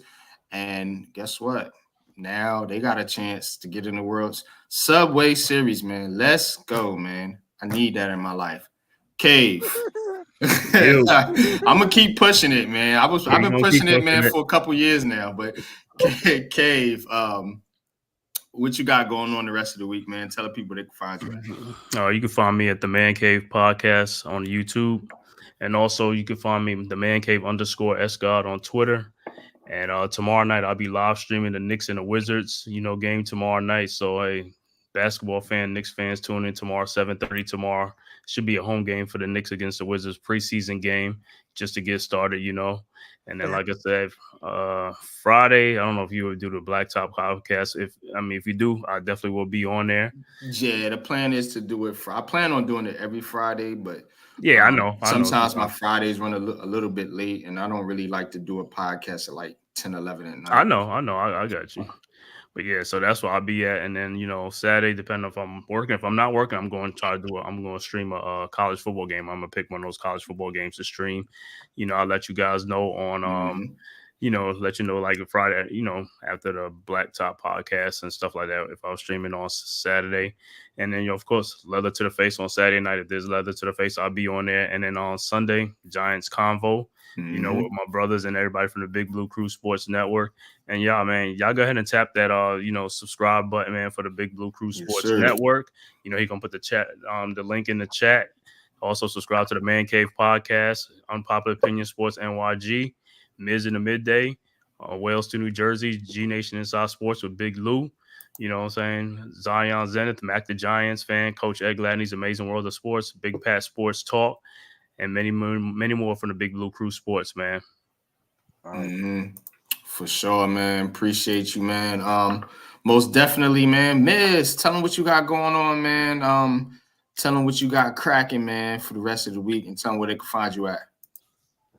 Oh, you know me, I'll pop up with my Miz in the midday, or let's talk about it, pretty much. And I'll be around come football Sunday.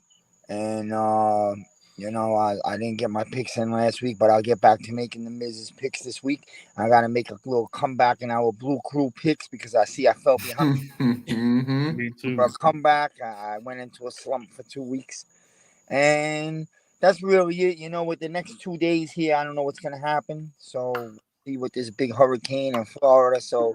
But I was thinking of, I'm gonna see if we don't lose electricity or whatever, and Alex wants to do. I might do the Yankee game tomorrow night for the first time ever. That'll be the first for me doing any game live. I might do the Yankee game with Alex. I'll see if he can do it.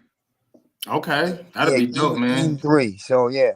I'll definitely tap into that, man, because you know what I mean. I want to see what these Yankees they can pull it off in Kansas City, man.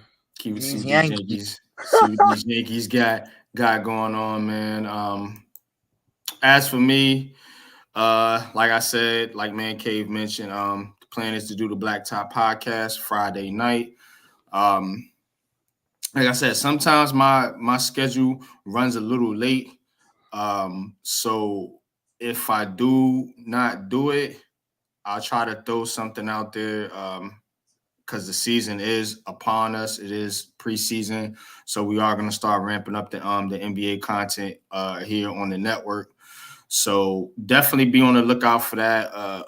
I still have another Nets player that I want to preview. That's going to be Jalen Wilson. So I'm going to get that out there before the season starts. And, of course, Saturday, I'll be on with the Big Blue Crew. Sunday, I'll be on with the Big Blue Crew. Sunday morning, Jags, Bears. That's going to be the Sunday morning London game. I will be on the call for that. Wake up with NYG 22. You know what I'm saying? I've been on these early morning games, and they've been pretty fun. So definitely tap in. When you wake up Sunday, you'll hear me on the call with the Jaguars, and the Bears get to watch Trevor Lawrence and Mr. Caleb Williams, two former number one picks at quarterback. So that's going to be pretty fun. Then we'll do Giants conversation right after that if we have time. But if not, I'm sure we'll be previewing the game throughout this week on Big Pat Sports Talk, G Nation Inside Sports, my channel, as well as Man-Cave, as well as Miz, and the other members of the Big Blue Crew will always give you your Giants content. So if I can't do it, just follow the Big Blue Crew Sports Network. Somebody will be on here previewing the Giants game.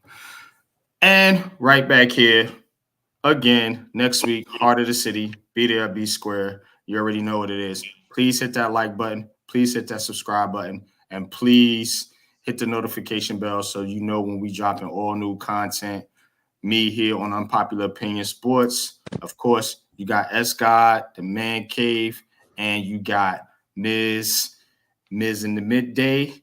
So definitely go subscribe to all those brothers and go subscribe to the Big Blue Crew Sports Network. But that being said, man, look, go Liberty for one. We want to see this championship come home. Number 2, Giants. Do what I told you. Do what I tell you. Go beat the Bengals. Stop playing. Give the fans something. You know what I'm saying? Give us a direction. Show us some progress, some promise. Jets, look, I don't know what to tell y'all. To be honest with you, I really don't know. You screwed this one up, man. You screwed it up. If I was the Jets, the best thing you could do is just get rid of all of them. Rodgers, Douglas, Saleh, Hackett, whoever else. I'm keeping Breece Hall and Garrett Wilson and players on defense. Everybody else can go. You know what I'm saying? So that's where I'm at with the Jets. Shout out to the Knicks and Nets. We'll get into basketball more on Friday, and Yankees Mets Subway Series. Let's go, man.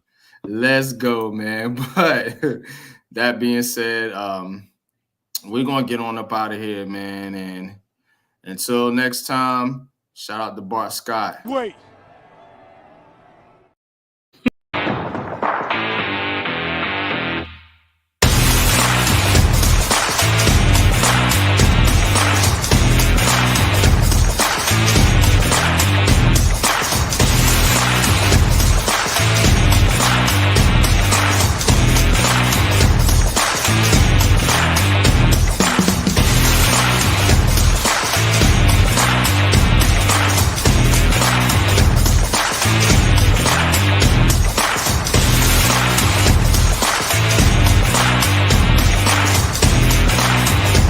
This has been a Big Blue Crew Sports Network production.